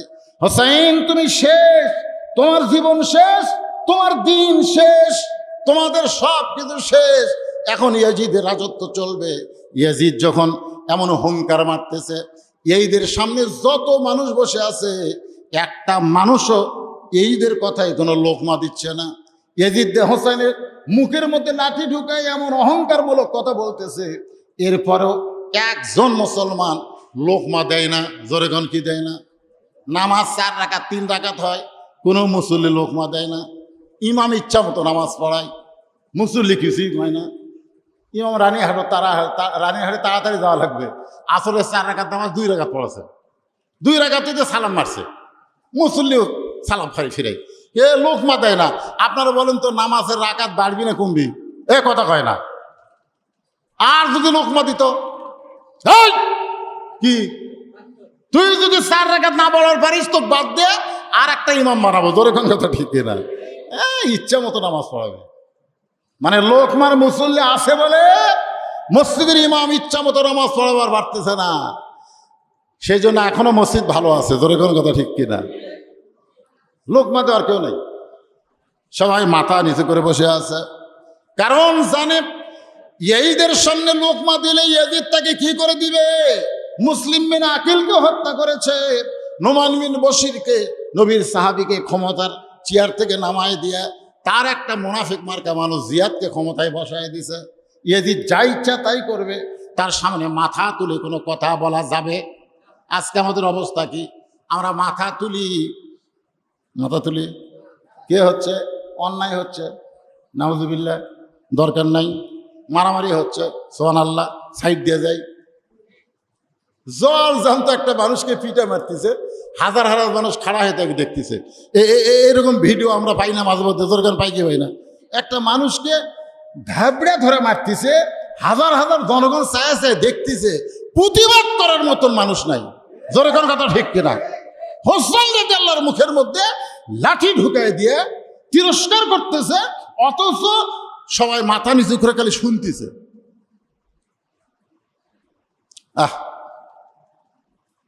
আশুরা, 10ই মুহররম, এমন সময় লাঠিতে ভর দিয়ে ঠিক মতো দাঁড়াবার পারে না, তারপরেও লাঠিতে ভর দিয়া একজন সাহাবী দাঁড়ায়া গেলে। লোকমা দেওয়ার মানুষ আছে না নাই? কিন্তু সবল না দুর্বল? কথা কয় না। আপনাকে মসজিদে চেয়ারে বসে যায় নামাজ পড়ে, বা মোড়ার উপর বসে একজন নামাজ পড়লো, আপনারা বলেন সবল না দুর্বল? আপনারা দুর্বল মানুষ বসে থাকবে, কিন্তু ওই সাহাবী দুর্বল হওয়ার পরেও লাঠিতে ভর দিয়ে দাঁড়ায় গেলেন। আমি বললাম মসজিদ বসার জায়গা না, মসজিদ হলো দাঁড়ানোর জায়গা। কুমু লিল্লাহি কানিতিন, আল্লাহ বলেছেন নামাজ যদি শুরু করবার চাও, আমি আল্লাহর যদি আনুগত্য করতে চাও, তাহলে দাঁড়ায়া তোমাকে শুরু করা লাগবে। সোনাল বলেন, বসা যাবে না। আপনি যে চেয়ারে বসলেন, আপনি কি বাড়ির থেকে আপনাকে শান করে নিয়ে এসে বসাছে, না আপনি হেঁটে হেঁটে এসে বসলেন? কথা কয় না। যে ভাইটা আমার মোড়ার উপর বসতে নামাজ পড়লেন, ওনাকে কি ওনার ছেলেরা শান করে এসে বসে থসে, না উনি হেঁটে হেঁটে এসে বসলেন? তাহলে হেঁটে হেঁটে যেই লোকটা এসে বসে, আর নামাজ কোনোদিনই হবে না। কেন? যে হাঁটতারই পারে, তার বসা কি? ওই কি ঘুষা যাচ্ছে, না খাড়ায় হাঁটে যাচ্ছে? ওই রানীহাট বাজারে 10 কেজি ব্যাগ লে গোটাল বাজার ঘরে, এই গ্রামের নাম হচ্ছে বয়রা দিকে আসতে ভ্যান নেয় না, হেঁটে হেঁটে আসে। কিন্তু মসজিদের ভিতরে ঢুকাই, ওর সাইডে দুর্বল কেউ নাই। অথচ আল্লাহ বলেছে কম দাঁড়াও লিল্লাহে। নামাজ কার জন্যে? জোরে বলেন না কার জন্যে? আল্লাহর জন্য দাঁড়াও, অনীতিন, আনুগত্য নিয়ে দাঁড়াও। দাঁড়াবার যদি না পারো, তাহলে মোড়ার উপর না, মাটিত বসো। কোথাত বসো? কথা কয় না। কোথাত বসো? চেয়ারে না, মোড়ায় না, মাটিত বসো। এখন যদি বলেন হুজুর বসবারও পারি না, তো শুয়ে যাও। কথা কয় না, শুতে যাও। কথা বুঝলেন না? কিন্তু চেয়ারত কথা কয় না। এটা কি আমার কথা না আল্লাহর কথা? কথা কার? আমার আল্লাহর কোরআন থেকে বললাম। একটু মনোযোগ দিয়ে কথাগুলো শোনেন। এখন লাঠিতে ভর দে যে সাহাবী দাঁড়ায় গেছে, তার নাম হলো আনাস ইবনে মালিক। সাহাবীর নাম কি? একাধারে 10 বছর আল্লাহর নবীর খেদমত করেছেন। আল্লাহ নবীর খাদেম ছিল, কিন্তু গোলাম ছিল না। আল্লাহ নবীর খাদেম ছিল, ধরে কোন কি ছিল? কিন্তু গোলাম ছিল। কথা কয় না, গোলাম ছিল। কেউ যদি বলে আমি গোলাম রসুল, আমি গোলাম রসুল, তাহলে শিরক হবে। গোলাম রব্বানি জায়েজ হবে, গোলাম রব্বানি, রব্বানির গোলাম হওয়া যাবে, আল্লাহর গোলাম হওয়া যাবে। আল্লাহ ছাড়া অন্য কারো গোলাম হওয়া যাবে না, এমনকি আমার রাসূলেরও গোলাম হওয়া যাবে না। গোলাম হতে হবে কেবলমাত্র একজন, তিনি কে? তিনি কে? তাহলে একাধারে 10 বছর যিনি রাসূলের খেদমত করেছেন তার নাম হলো আনাস ইবনে মালিক। লাঠিতে ভর দিয়ে দাঁড়িয়ে বললেন, ইয়াজিদ, এই আমার দিকে তাকান, মাজাত শক্তি নাই, জোরে খান কি নাই? লাঠির ভর দিয়ে খাড়া হয়ে বলে, ইয়াজিদ, মুখে যা আসে তা বলতে পারবা না, মুখে যা আসে তাই বলতে পারবা না। যে হোসেন মুখে লাঠি ঢুকে তুমি তিরস্কার করতেছ, তুমি যদি হোসেনকে চিনতে তাহলে এইরকম বেয়াদবি তোমার দ্বারা সম্ভব হতো না। যদি ওই হোসেনকে তুমি চিনতে। আজকে যারা হোসেনকে চিনে না তারা 10ই মহরমে হোসেনের কারবালা বাদ দিবার চায়। যারা হোসেনকে জানে না বোঝে না তারাই বাদ দিবার চায়। ইয়েজিদের দোসররা চায় আস্তে আস্তে কারবালাকে মানুষের অন্তর থেকে ভুলাই দিতে। কারণ কোনো একটা বিশাল বিজয় যদি আপনি অর্জন করতে চান, কারবালা ছাড়া কখনো সম্ভব নয়। কথা বলেন ঠিক কিনা? কারবালা ছাড়া কোনো মুসলমানের বিজয় হবে? বিজয় হবে না। আল্লাহ বলেছেন, ওয়ালা নাবলুওয়ান্নাকুম বিশাইয়্যিন মিনাল খাউফি ওয়াল জুই ওয়া নাকসিম মিনাল আমওয়ালি ওয়াল আনফুসি ওয়াস সামারাতি ওয়া বাশশিরিস সাবিরিন। আমি একদিন ঘরের মধ্যে ছিলাম, আনাস বলতেছে, ঘরের মধ্যে দাঁড়িয়ে আছি রাসূল নামাজের সেজদায়। আনাস রাদিয়াল্লাহু বলতেছে, আমি নবীর ঘরের মধ্যে দাঁড়িয়ে আছি আর আল্লাহর নবী নামাজের সেজদায়। এমন সময় ওই যে হোসেনের মুখের মধ্যে লাঠি ঢুকাইছো, কার মুখের মধ্যে? সেই হোসেন কোত্থেকে দৌড়ে এসে নবীর পিঠের উপর লাফ দিয়ে চড়ছে। তুমি হোসেনকে চেনো না, যার কারণে আবল তাবল বকতেছো। আমি নিজের চোখে দেখলাম ওই হোসেন কোত্থেকে দৌড়ে এসে নানার পিঠে চড়ে বলতেছে, চল ঘোড়া চল, চল ঘোড়া চল। আমি আনাস আশ্চর্য হলাম, নবীর নামাজের সেজদায় আর তার পিঠে চড়ে চল ঘোড়া বলতেছে, মস্ত বড় বেয়াদবি করতেছে। আমি আনাস আস্তে করে সরে গিয়ে ছোট্ট হোসেনকে নবীর পিঠ থেকে না হবার চাইছি। আল্লাহ রাসূল সেজদা থেকে হাত দিয়ে ইশারা করলেন, নামাজ নেয়। আনাস রাদিয়াল্লাহু দৌড়ে আবার তার জায়গায় আসলেন। কিছুক্ষণ পরে হোসেন বলতেছে, যেই ঘোড়া লড়ে না সেই ঘোড়ের পিঠে চড়ে আমার লাভ কি? যে ঘোড়া লড়বারই পারে না, খেলে উপর হয়ে থাকে, এর পিঠে চড়ে আমার লাভ আছে? এই বলে রাগ করে যখন বের হয়ে যায়, আল্লাহ নবীর সেজদা থেকে মাথা তোলার পরে নামাজ যখন শেষ হলো, আনাস বললেন, ইয়া রাসূলুল্লাহ, এত বড় বেয়াদবি হোসেন করলো, আমি আপনার পিঠ থেকে নামাবার চাইলাম, আর নামাজ পড়া অবস্থায় আপনি আমাকে ইশারা করলেন নামাজ না, ব্যাপার কি? আল্লাহ রাসূল বলে, আনাস, তুমি হোসেনকে নামানোর আগে আমি হোসেনকে নামাবার চাচ্ছিলাম, আর পিঠে চড়ে বিরক্ত করতেছে, এই জন্য আমি হোসেনকে নামাবার চাচ্ছিলাম। কিন্তু নামাজের মালিক আল্লাহ আমাকে ডাকতে বলে, হাবিব, আমার নামাজের কারণে আপনি হোসেনকে পিঠ থেকে নামাবেন না। আপনি যেমন হোসেনকে ভালোবাসেন, আমি আল্লাহ তেমন হোসেনকে ভালোবাসি। যতক্ষণ আপনার পিঠে থাকবে আপনি ততক্ষণ সেজদাই তুলবেন না। সুবহানাল্লাহ খান। এইটা কিন্তু ঘরের মধ্যে হয়েছে। একবার জামাতে শুরু হয়েছে, নবী নামাজের ইমামতি করতে সামনে, ও হোসেন দৌড়ে এসে পিঠের উপর চলছে। এখন নবী কি করে? সেজদাত আছে। সাহাবীরা কয়, কে রে, 3 বার সালাম বেলাল্লাহ, 3 বার সালাম পড়লে তো সেজদা শেষ। আমার 11 বার 22 বার 23 বার 32 বার হয়, সেজদা ওঠে না কেনা। তো কিন্তু মাথা তুলে তো দেখবারও পারে না। কি কোন সে থেকে মাথা তুলে দেখবার পারবে? কারণ রাসূল যা করবে তাই করা লাগবে, হুকুম কার? সব সেজদা দাস। কিছুক্ষণ পরে যখন হোসেন রাদিয়াল্লাহু সেজদা থেকে উঠে গেছে, মাথা পিঠের মধ্যে উঠে গেছে, তারপরে রাসূল সেজদা থেকে মাথা তুলছে। নামাজ শেষ করলে সাহাবীরা বললেন, হুজুর, আপনার প্রথম সেজদা খাটো, কিন্তু দ্বিতীয় সেজদা এত লম্বা। আল্লাহ রাসূল বললেন, ওই সময় আমার পিঠের উপর হোসেন বসে আছিল। সুবহানাল্লাহ হবেন না? হোসেন আমার পিঠের উপরে বসেছিল, আমি মাথা তুলতে চাইলেও আল্লাহ আমাকে তুলতে দেয়নি। সেই হোসেনের মুখের মধ্যে লাঠি ঢুকাইয়া তুমি তিরস্কার করতেছ। ইয়াজিদ, তুমি হোসেনকে না চিনলো, আল্লাহ হোসেনকে চিনে। তুমি হোসেনকে না চিনলো, আল্লাহর নবী হোসেনকে চিনে। তুমি হোসেনকে না চিনলো, আশিকের রাসূল কিয়ামত পর্যন্ত হোসেনের আন্দোলন করবে। ধরে করে কথা ঠিক কি না? আজকে আমরা কি মুসলমান, হোসাইনি না ইয়াজিদি? কোয়া যাবে না, ইয়াজিদ কোয়া যাবে? আপনাদের মনে কি হয় ইয়াজিদ মুসলমান? আপনাকে কি মনে হয়? এই যে তিনটা ঘটনা ঘটাইছে, 1 নম্বর হোসেন রাদিয়াল্লাহু আনহু হত্যা করছে, বিচার করেনি। 2 নম্বর হাররার যুদ্ধ মদিনার 10,000 সাহাবীকে হত্যা করছে, মেয়েদেরকে ধর্ষণ করছে, তার সৈন্যরা, তার কোনো বিচার হয়নি। 3 নম্বর খারাপ কাম হলো কাবা ঘরত কামান মারছে। এরপরেও মুসলমান?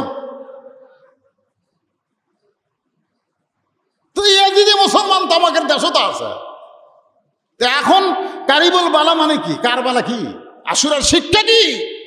যে বিপদ অতি নিকটে, আর এই নিকটতম বিপদে আমরা কি ইয়াজিদের দলে যাব বাঁচার জন্যে, না হোসেনের দলে যাব শহীদ হওয়ার জন্যে? যদি হোসেনের দলে যাবার নিয়ত করি, কোনো বাতিল আমাদের কাছে আসতে পারবে না। ধরে এখন কথা ঠিক কিনা? আর ইয়াজিদের মতন থাকি, দেখ বাঁচি বারে, কিসের বিপদ? দরকার নাই, বাঁচি। যতই চেষ্টা করি আমি আমার জীবনকে বাঁচাবার পারবো না। পারবো? যতই চেষ্টা করি আমি আমার জীবনকে বাঁচাতে পারবো। বগুড়ার ডাক্তার হচ্ছে না, এনায়েতপুরে গেলাম, এনায়েতপুর ডাক্তার হলো না, ঢাকাত গেলাম, ঢাকার ডাক্তার হলো না, মাদ্রাজে গেলাম, বাঁচবো? দৌড়াচ্ছি তো। লন্ডন ফন্ডন আমেরিকা সব ডাক্তার বলতেছে দৌড়া লাভ নেই, আল্লাহ আল্লাহ করে। তখন বাড়িতে এসে বলতেছে, আল্লাহ তুমি ছাড়া আমার কেউ নেই, আল্লাহ তুমি ছাড়া আমার কেউ নাই। আল্লাহ কই তো দৌড়েন শেষ। আজকে আমাদের অবস্থা হবে তাই। আমরা সারা জীবন এজিদি মুসলমান হয়ে শয়তানের পথে দৌড়ে দৌড়ে শেষে দেখো আল্লাহ তুমি ছাড়া আমাকে কেউ নেই, আল্লাহ। এই কথা নিয়ে, এই কথা বলে মুসলমান হয়ে মরতে পারবো? খুব খেয়াল করেন। আনাস রাদিয়াল্লাহু বললেন, ইয়াজিদ তুমি হোসেনকে চিনো না? যদি চিনতে পারতা তাহলে এরকম বেসাইদা কথা বলতা না। আমি হোসেনকে চিনি, জোরে কোন সুবহানাল্লাহ। যিনি রাসূলের একাধারে 10 বছর খাদেম ছিলেন, রাসূলের খেদমত করেছেন। আলোচনা চলতেছে, সাহাবীরা আলোচনা শুনতেছে। হোসেনকে নিয়ে একটু আপনাদের বোঝানোর জন্য বলতেছে, একটু মনোযোগ দিবেন। সাহাবীরা আলোচনা শুনতেছে, রাসূল ওয়াজ করতেছে। এমন সময় পিছন দিক থেকে হোসেন লোকমা দিছে, নানার ওয়াজের লোকমা। নানা সারাদিন শুধু সাহাবীদের নিয়ে ওয়াজ করবেন, তাহলে আমার সঙ্গে সময় কখন দিবেন? সারাদিন খালি সাহাবী নিয়ে ওয়াজ করেন, তাহলে আমার খবর কি? 1 নম্বর সাহাবী আবু বকর বললেন, হুযায়ফা পাশেই বসেছিল, হোসেনকে আটকে দে। ও যদি নবীর কাছে আসে তাহলে নানা নাতি, আর নবী থাকবে না। সুবহানাল্লাহ। এতক্ষণ আমাদের নবী, আমরা সাহাবী, কিন্তু ওইটা যদি নবীর কাছে আসে তাহলে নবীও নাই, নানা নাতি। জোরে কোন কি নাতি? তো নানা নাতি হওয়ার আগে আটকা। তো হুযায়ফাতুল ইয়ামিন দৌড়ে গিয়ে হোসেনকে আটকায় দিছে। এখন তুমি নানার কাছে যাইও না বাবা, তোমার নানা এত দামি ওয়াজ করতেছে, সাহাবীরা পাগল হয়ে শুনতেছে। হুযায়ফাতুল ইয়ামিনের বুকত চড়ে বলতেছে, তোমরা আমার নানাকে চিনো আর আমাকে চিনো না, যার কারণে আমাকে নানার কাছে যাবার দিচ্ছ না। দেখেন হোসেন কি বলতেছে, আমার নানাকে চিনো দেখে ওয়াজ শুনতেছো, আর আমাকে চিনো না দেখে যাবার দিচ্ছ না। আজকে শুনে নাও, ওই বক্তা নানার চাইতে আমি হোসেন কোন অংশে ছোট না। যেই কছে কোন অংশে ছোট না। হযরত আলী নবীর কাছে বসে আছিল, আনা মাদিনাতুল ইলমে ও আলিও বাবুহা।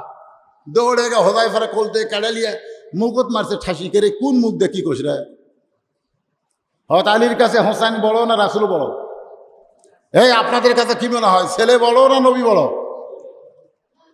আল্লাহ রাসূল বলেছেন, লা ইউমিনু আহাদুকুম হাত্তা কুনা হাব্বা ইলাইহি মিন নাফসিহি। তুমি ততক্ষণ পর্যন্ত প্রকৃত মুমিন হতে পারবা না যতক্ষণ পর্যন্ত তোমার জীবনের চাইতে আমি নবীকে বেশি ভালো না বাসবে। জোরে কোন সুবহানাল্লাহ। মগজ মারছে ঠাসি, এত জোরে ঠাসি মারছে দাঁত দিয়ে রক্ত বের হয়ে গেছে। এক সময় হযরত আলী হোসেনের মুখে হাতটা টান দিলে হোসেন বলে, রে নবীর সাহাবীরা, আমি একজন সাহাবীর কোল থেকে বলেছি ওই নানার চাইতে কোনো অংশে আমি ছোট না। আবার কোল থেকে বলতেছি আমাকে তোমরা চিনো না, আজকে চিনে নাও ওই নানার চাইতে আমি অনেক বড়। যেই কইছে নানার চাইতে বড়, আর কোনো সাহাবী সহ্য করতে পারে না। ওমর ফারুক বললেন, আলী তোমার হোসেনকে তো চরম বেয়াদবি করতেছে, নবীর চাইতে বড় এই কথা কেমনে? আলী যখন হোসেনকে নিয়ে যাবার চায়, এমন সময় আল্লাহর নবী দুই কানা হাত বাড়ায় বলে, আলী রে, আমার কলিজাকে আমার কাছ থেকে আলাদা করিস না। যারা হোসেনকে ভালোবাসে তারা হবে নবীর কলিজা। ধরে কোন সুবহানাল্লাহ। আমার কলিজাকে আলাদা করিস না। এই কথা শোনার সঙ্গে সঙ্গে হযরত আলী হোসেনকে ছাইড়া দেয়। হোসেন এক দৌড়ে এসে নবীর বুকে ঝাঁপ দেয়, বলে, না না, তোমাকে ছাড়া আমি বাঁচবো না। না না, আমার জীবনের চাইতেও তোমাকে বেশি ভালোবাসি। না না, সব সময় সাহাবী নিয়ে থাকো, আমাকে সময় দাও না। বলে রাগ করে বলেছি, না না, আমার কথাই তুমি কষ্ট পেও না। আল্লাহ রাসূল বলে, কষ্ট আমি পাইনি রে পাগলা। তুই যদি এই কথা আমাকে ঘরের মধ্যে একলা একলা বলতি, আমি কিছুই করতাম না। তুই তো আমার মাথার উঠে বসে থাকিস, আমি কিছু কই। সুবহানাল্লাহ কর না কেন? আল্লাহর নবী যখন শেষ দেয় তখন পিঠের উপরে কে চড়ছে? নবী কিছু করছে? কিন্তু এতগুলা সাহাবীর মধ্যে তুই এই কথা কেমনে কইলি? গুমুর ফাঁস হয়ে গেল। তুই যে কইলি আমি নানার চাইতে বড়, এটা কেমনে কইলি? তো হোসেন বলে, না না, তুমি কি মনে করছো আমি হিসাব ছাড়া কথা বলছি? বলে, তোমার আবার কি হিসাব? বলে, এক নম্বর হিসাব হলো তোমার মা আর আমার মা, এটা হলো আমার এক নম্বর হিসাব। এখন তুমি কও এই দুই ধরনের মধ্যে কার মা বড়? আল্লাহ রাসূলকে আমার মা আমিনার খবর আছে, আর তোমার মা ফাতেমা হবে জান্নাতি নারীদের নেত্রী। আমি নবীর মা আমিনার চাইতে তোমার মা ফাতেমা কোটি কোটি গুণ বড়। তখন বলতেছে, না না, মায়ের দিক দেখে বড়। তুই তো বড় রে, আমার বাপ আর আপনার বাপ, এই দুইজনের মধ্যে কার বাবা বড়? আল্লাহ নবী চোখের পানি বের করে বললেন, আমার আব্দুল্লাহ জান্নাত পাবে কি পাবে না তার গ্যারান্টি আমি রাসূল দিবার পারি না, আল্লাহ রহমত করে জান্নাত দিবার পারে। ধরে কোন কথা ঠিক কিনা? তোমার বাবা হযরত আলী শুধু জান্নাত পাবে না, এই দুনিয়াতে 10 জন মানুষকে আল্লাহ জান্নাতের সার্টিফিকেট দিয়েছে, তার মধ্যে 4 নম্বর হলো তোমার বাবা। আমার বাবা আব্দুল্লাহর চাইতে তোমার বাবা হযরত আলী কোটি কোটি গুণ বড়। হোসেন বলতেছে, না না, তাহলে বাপের দিক দিয়ে কে বড়? আমি বড় না আপনি বড়? রাসূল বলে, তুমি বড়। এবার হোসেন বলে, না না, তোমার নানা আর আমার নানা বলো তো, এই দুইজনের মধ্যে কার নানা বড়? ওমর ফারুক দৌড়ে এসে হোসেনকে বুকে নিয়ে বলতেছে, আলী রে, এমন একটা প্রশ্ন হোসেন করেছে, এই প্রশ্নের উত্তর নবী কেমনে দিবে?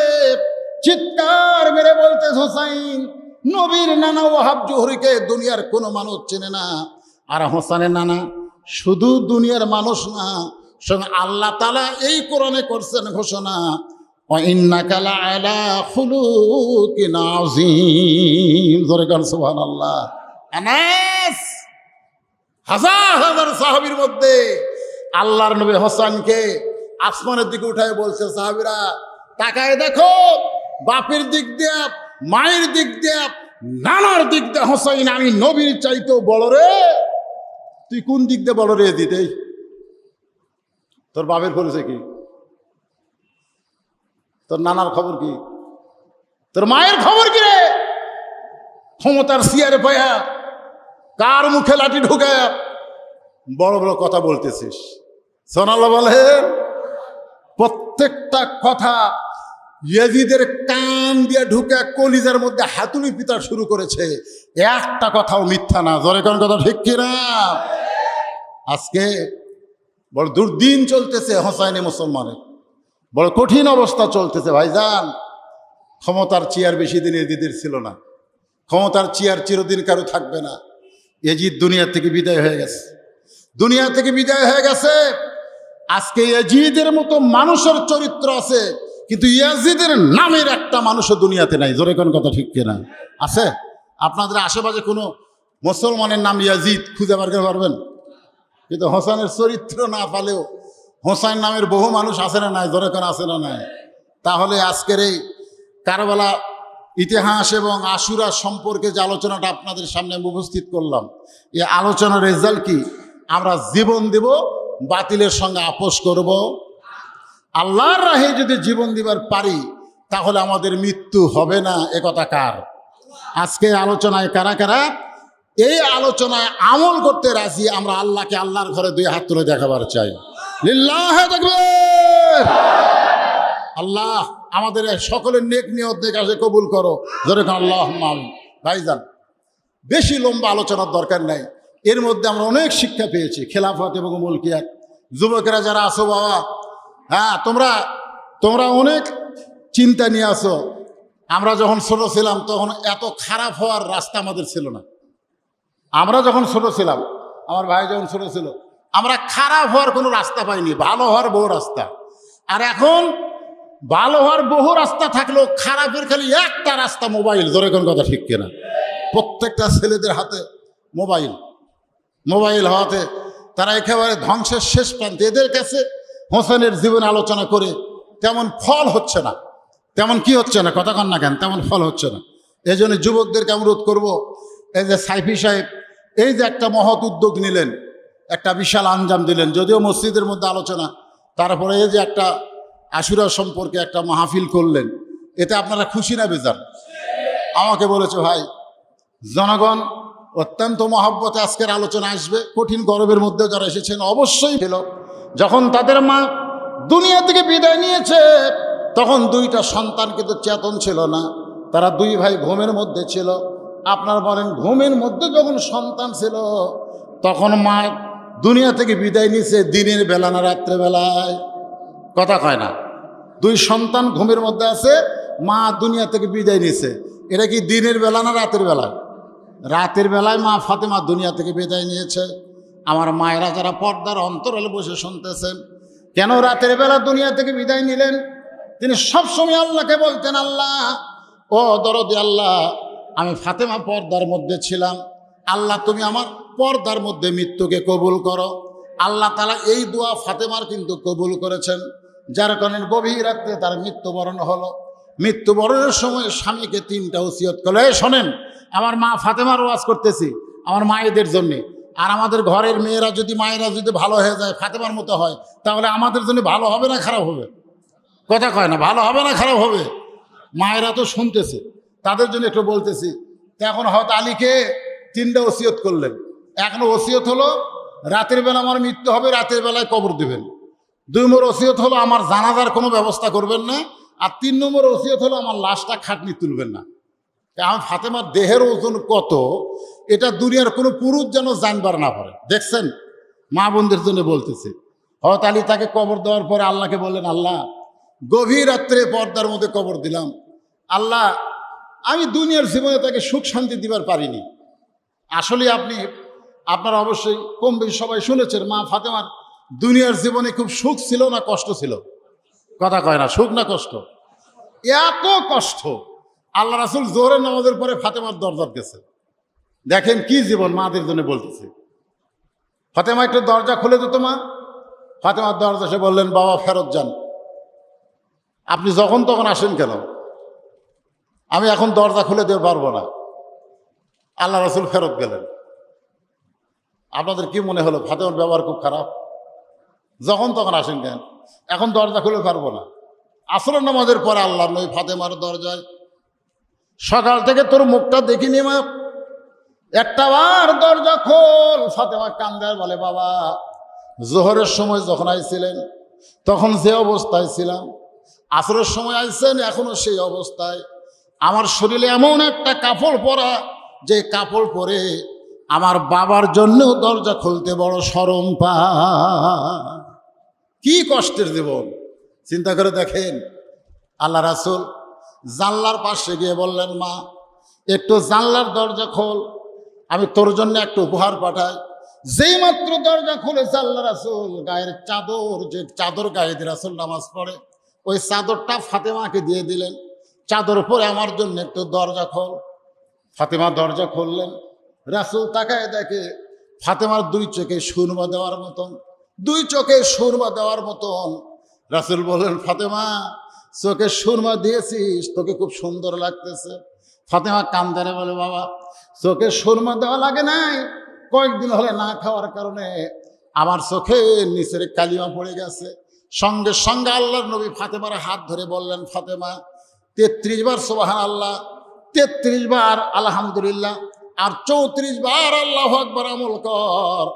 দুনিয়ার কষ্টের জীবন শেষ হবে, আখেরাতে আল্লাহ তোরে 8টা জান্নাতের মালিক বানায়া দেবে। এত কষ্টের জীবন কোনোদিন ফাতেমাকে শান্তি দেবার পারি নাই। আজকে গভীর রাত্রে ফাতেমাকে দাফন করলাম। আমি স্বামী হয়ে তোমার কাছে দোয়া করে, আল্লাহ আমার ফাতেমাকে তুমি কবুল করে নাও। এই দোয়াটা করাও শেষ, তাকায় দেখে হযরত আলী ফাতেমার কবর নাই, কয়েকটা পুরাতন কবর। এইমাত্র ফাতেমাকে যে কবর দেওয়া হলো সেই কবরটা নাই, কয়েকটা পুরাতন কবর। জান্নাতুল বাকি আমার ভাই কয়েকদিন আগে গিয়ে জিয়ারত করলেন। জান্নাতুল বাকির মধ্যে হযরত আলী দৌড়ায় আর বলে, এখনই কবর দিলাম ফাতেমার। সেই কবরটা কোন জায়গায়? যেই দিকে তাকায় খালি পুরাতন কবর দেখা যায়, নতুন কবরটা গেল কোন জায়গায়? কে যেন ডাকতে বলে, আলী ফাতেমা হল আমার পর্দানিশী। আমি আল্লাহ জোহরা ডিগ্রি দিয়া ফাতেমার কবরটাকেও জীবনের মতো পর্দা করে দিয়েছি। আমার মায়েরা যারা পর্দার অন্তরে বসে আছেন, মা, আল্লাহ কোরআন কারিমে ঘোষণা করেছেন, অকরনা ফি বুয়ুতিকুন্না ওয়ালা তাবাররাজনা তাবাররুজাল জাহিলিয়াতিল উলা। মেয়েরা ঘরের মধ্যে থাকবেন, পর্দার মধ্যে থাকবেন, স্বামীর কথা মতো চলবেন। সন্তান পর্দার মধ্যে যদি বড় হয়, পেটের মধ্যেও যদি সন্তান পর্দায় থাকে, এই সন্তান দুনিয়াতে আসার পরে, এখন তো আমরা মায়েদের জন্য বলতেছি, কত মা সন্তান পেটে আসার পর থেকেই ওর আলাদা চিন্তা হয়। আমরা আগে গান শুনেছি, হ্যাঁ, পায়ের জুতা বানাইলেও ঋণের শোধ হবে না। গান শোনেন না আপনারা? কি বলবো প্রসবের কথা, মা বিনে সেই ব্যথা কেউ তো বুঝিবে না। একটা ভ্যানওয়ালার বইয়ের বাচ্চা হবে, আমার কাছে কয়, হুজুর হঠাৎ পেটের ব্যথা উঠছে, সিজার করাবো, টাকা নেই, টাকা খরচ দেন। কিন্তু তুই ভ্যান চলে খাস, তোর বইয়ের সিজার লাগবে কেন? না না, যদি মোরা যাই, আমরা যতগুলো মানুষ এখানে মুরব্বী আছি, আপনারা বলেন তো, আমরা সিজার করা কথা কয় না কেন? আমার তো লাঠি লুৎকুর সব সিজার করা। সিজার করে বাচ্চারা কেমনে হয় জানেন? জন্ম নেওয়ার আগেই একে পেট কাটে। জন্ম যখন নিবে, দুনিয়াতে স্বাভাবিক আসবে 2 দিন পরে, তার আগেই পেট কাটে। পেট কাটার পরে ডাক্তার দেখতেছে যে এত ঘুমই ভাঙ্গেনি, ঘুম ভাঙ্গে সোমবারে, পেট কাটছে শনিবারে। ডাক্তার চিন্তা করে, কে রে পেট কেটে তো দিকে ঘুমাচ্ছে, কি করা যায়? তখন ওরা বোট করে টানে বের করে ওই পাও ধরে ঘুরে অচেতন করার জন্য কি করে, ঘুরায়। এই ঘুরানোর কারণে মাথার মধ্যে এমন একটা ঝাঁকি লাগে ভাই। এখন ওই বাচ্চা দুনিয়াতে আসার পরে মোবাইল ছাড়া ভাত খায় না। কি ছাড়া ভাত খায় না? দোয়া চাই, হুজুর দোয়া করেন, খালি কান্দে হুজুর, দোয়া করে না, কান্দন থামে না, পানি ভরা দেয়, কান্দন থামে না। 1 মাস পরে বলা হচ্ছে, মা কান্দে, আর কান্দে না হুজুর। তো কোন দোয়ায় কান্দন থামছে? ওর বাবা একটা মোবাইল কিনে দিছে, যখনই কান্দে তখনই চালু করে দিই। যে সন্তানগুলো ভাত খায় মোবাইল দেখে, কান্দন থামে মোবাইল দিয়ে, এই জেনারেশন ভবিষ্যৎ কি হবে চিন্তা করতেছে। সব এজিদের যোগ দিবি তোর, এখন ঠিক কেনা। এই জন্য যুবকদের বলতেছি, বাবা যুবক, নষ্ট হওয়ার বহু রাস্তা, তার মধ্যে 1 নম্বর রাস্তা হলো এই মোবাইল। দরজা জানলা বন্ধ করে শীতকালে কম্বলের তলেও মোবাইল চালু রাখে। বাপ মা শুনবার না পারলে হেডফোন কানের মধ্যে দিয়ে ওই একলা একলা শোনে, আর কয় কেউ দেখতেছে না, কেউ বুঝতে পারতেছে না। 2 কান্দের 2 ফেরেশতাকে আল্লাহ, এই শয়তানের কান্দত আমরা থাকতে চাই না। এই কম্বলের মধ্যে যে অন্যায় শুরু করছে, আমরা আর কান্দত থাকতে শরম লাগতেছে। এর চিন্তা হচ্ছে কেউ দেখতেছে না, দরজা জানলা বন্ধ, কিন্তু আমরা 2 ফেরেশতা কি করবো? যুবক, কেউ না দেখলেও কে দেখতেছে? আর কতক্ষণ না কেন, কেউ দেখতেছে? কেউ না লিখলেও কে লিখতেছে? আল্লাহ লিখতেছে। তুমি 10 বছরের ভোট দিলে, একলাই 5টা মারলে, সময়ের মধ্যে মারলে না সময়ের বাহিরে মারলে, জানলা দরজা বন্ধ করে মারলে, কেউ না দেখলেও কে দেখতেছে, কেউ না দেখলেও কে লিখতেছে। আমি যুবকদেরকে বলতেছি, তোমাদের সংশোধনের পথ এখন যদি আনতে চাও তাহলে একটাই বিশ্বাস করতে হবে, কেউ না দেখলেও আল্লাহ দেখতেছে, কেউ না দেখলেও ফেরেশতারা লিখতেছে। জোরে করে কথা ঠিক না? দুনিয়ার কেউ লাগবে না। কেরামান কাতিবিনা ইয়ালামুনা মা তাফআলুন। খালি যুবকদের বলতেছে, খালি একটা বিশ্বাস করে যার মধ্যে নাও, তোমার মোবাইল তোমাকে ভালো পথে আনতে পারে, তোমাকে ধ্বংস করে দিতে পারে। জোরে কোন ঠিক কিনা? মোবাইল ভালো পথে আনার রাস্তা আছে না নাই? জোরে কোন আছে না? আবার ধ্বংস করার পথ আছে। এই ওয়াজ দিয়া এই যুবকদেরকে এই মোবাইলের আসক্তি থেকে ভালো করা যাবে না। 10ই মুহররম, আহারে কারবালার প্রান্তরে বাতিলের সঙ্গে আপোষ করে নাই, হোসেন রক্ত দিয়েছে নবীর আদর্শকে দুনিয়াকে টিকানোর জন্যে। আমরা যুবকের আজকে মুহররম মাসে ওয়াদা করি, যতদিন জীবিত আছে এই মোবাইলে খারাপ কোন দৃশ্য আমরা দেখব না, খারাপ কোনো গান আমরা শুনবো না। এটাও ইয়াজিদের বিরুদ্ধে একটা যুদ্ধ হবে। জোরে কোন কথা ঠিক কিনা? কথা কান না কেন? যুবকদের বলতে নিয়ত করেন, আল্লাহর ঘরের মধ্যে হাতে মোবাইল আছে বলেই আমি ইচ্ছা মতো চালাবো না, আমার আল্লাহর আইন মতো চালাবো, আমার খারাপ কোনো জিনিস দেখবো না। এ নিয়ত করা যায়? নিয়ত করা যায়? এই যে মিডিয়া এরা কয় যায়, এরা ভালো তো দেখতেছেন না, এরা গান বাজনা রেকর্ড করে না, খালি কোরআনের মাহফিলগুলো রেকর্ড করে। আজকে মিডিয়ার কল্যাণে আজকে যে বলতেছে না যে গোটা বাংলাদেশ, আমি রমজানের পরে ওমরা করতে গেছিলাম পরিবারের সবাইকে নিয়ে। বিশ্বাস করেন, সৌদি আরবের যেখানেই যাই সেখানেই শত শত মানুষ পাই। হুজুর কেমন আছে? আমরা তো বাংলাদেশের অমুক জায়গায়, তা আমি আমার চিল্লা কেমনে? আপনার ওয়াজ সবসময় তো ইউটিউবে আমরা দেখি, তাহলে আমি যাইনি, আমার ওয়াজগুলো ইউটিউবে চলে গেছে সৌদি আরবে। পৃথিবীর যেখানেই বাংলাদেশ, আমেরিকা, লন্ডন, যেখানেই বাংলাদেশি থাক না কেন, আমাদের ওয়াজগুলো এই মিডিয়ার কল্যাণে যায়। মিডিয়াগুলো ভালো কাজে ব্যবহার হচ্ছে, মোবাইলগুলো যুবকরা ভালো কাজে ব্যবহার করুক।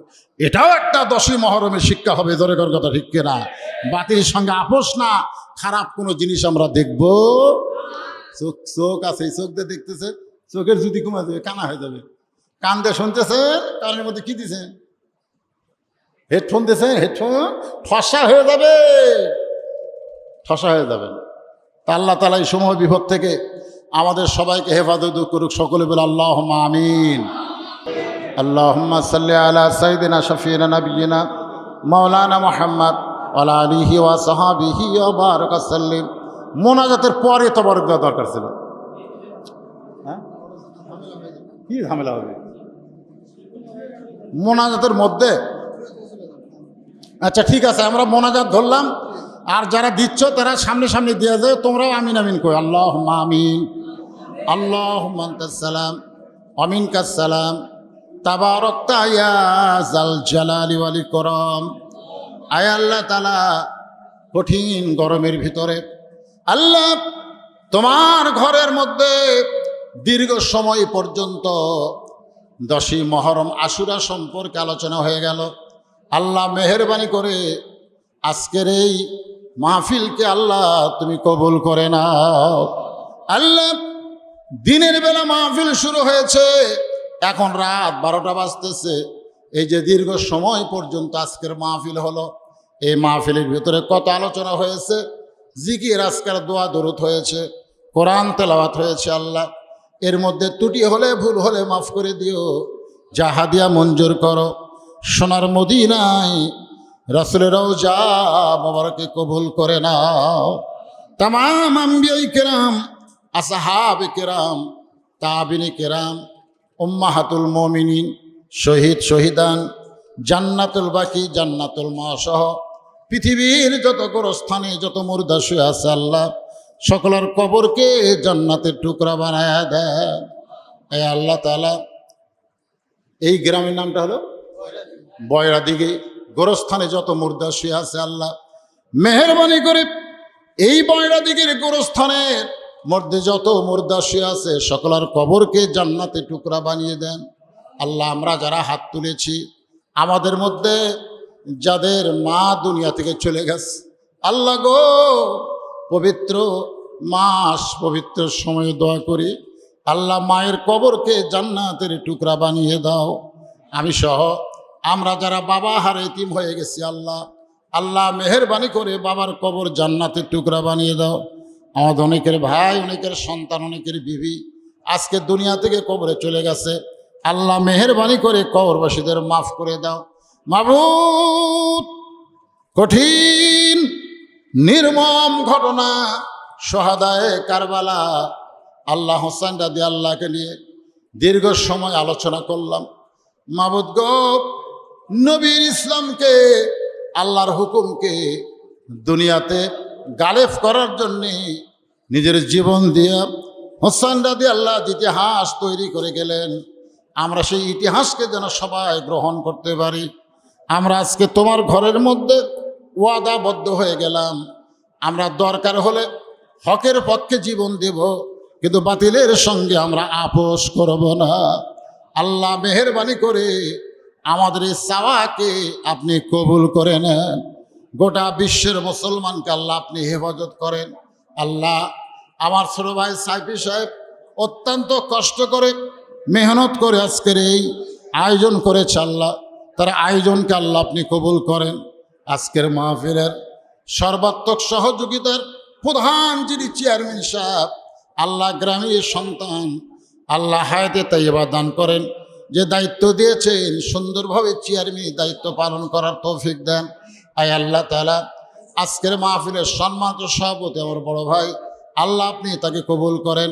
মাবুদ, কয়েকদিন আগে আপনার ঘর তাওয়াফ রাসূলের রওজা করে আমাদের মাঝে ফিরাইছে। আল্লাহ তার হাতের ওসিলায় আজকে আমাদের গোটা মাহফিল মোনাজাতকে আল্লাহ আপনি কবুল করে নেন। আল্লাহ, আমার মা বোনেরা পর্দার অন্তরে বসে আলোচনা শুনলো। আল্লাহ, আমার মা বোনদেরকে আল্লাহ আপনি কবুল করেন। আমার মা বোনদেরকে আল্লাহ ফাতেমার মতো চরিত্র দান করে দেন। আমাদের মধ্যে আমরা যারা অসুস্থ আছি, আল্লাহ, আমার আব্দুল সালাম ভাই অসুস্থ, বললো আমার ঘাড়ে ব্যথা হয়, আল্লাহ তার সুস্থতা দান করেন। এছাড়াও যারা অসুস্থ আমরা আছি, আল্লাহ আমাদের সবাইকে সুস্থতা দান করেন। আল্লাহ, সমূহ বিপদ থেকে, কারিবুল বালা থেকে আল্লাহ আপনি আপনাদের হেফাজত করেন। আল্লাহ, ন্যায়ের পথে আমাদের কবুল করেন। এই আল্লাহ, যারা কষ্ট করে মেহনত করে তাবারক পাক করে আজকে জনগণের সামনে উপস্থিত করলো, আল্লাহ তাদের সকলকে কবুল করেন। আমার মিডিয়া ভাইদেরকে কবুল করেন। আল্লাহ, আমাদের সকলকে মাফ করেন। সুবহানা রাব্বিকা রব্বিল ইজ্জাতি আম্মা ইয়াসিফুন ওয়া সালামুন আলাল মুরসালিন আলহামদুলিল্লাহি রব্বিল আলামিন। ওয়াজাল আখিরাতি কালিমাতুন ইনদাল মাউত লা ইলাহা ইল্লাল্লাহু মুহাম্মাদুর রাসূলুল্লাহ।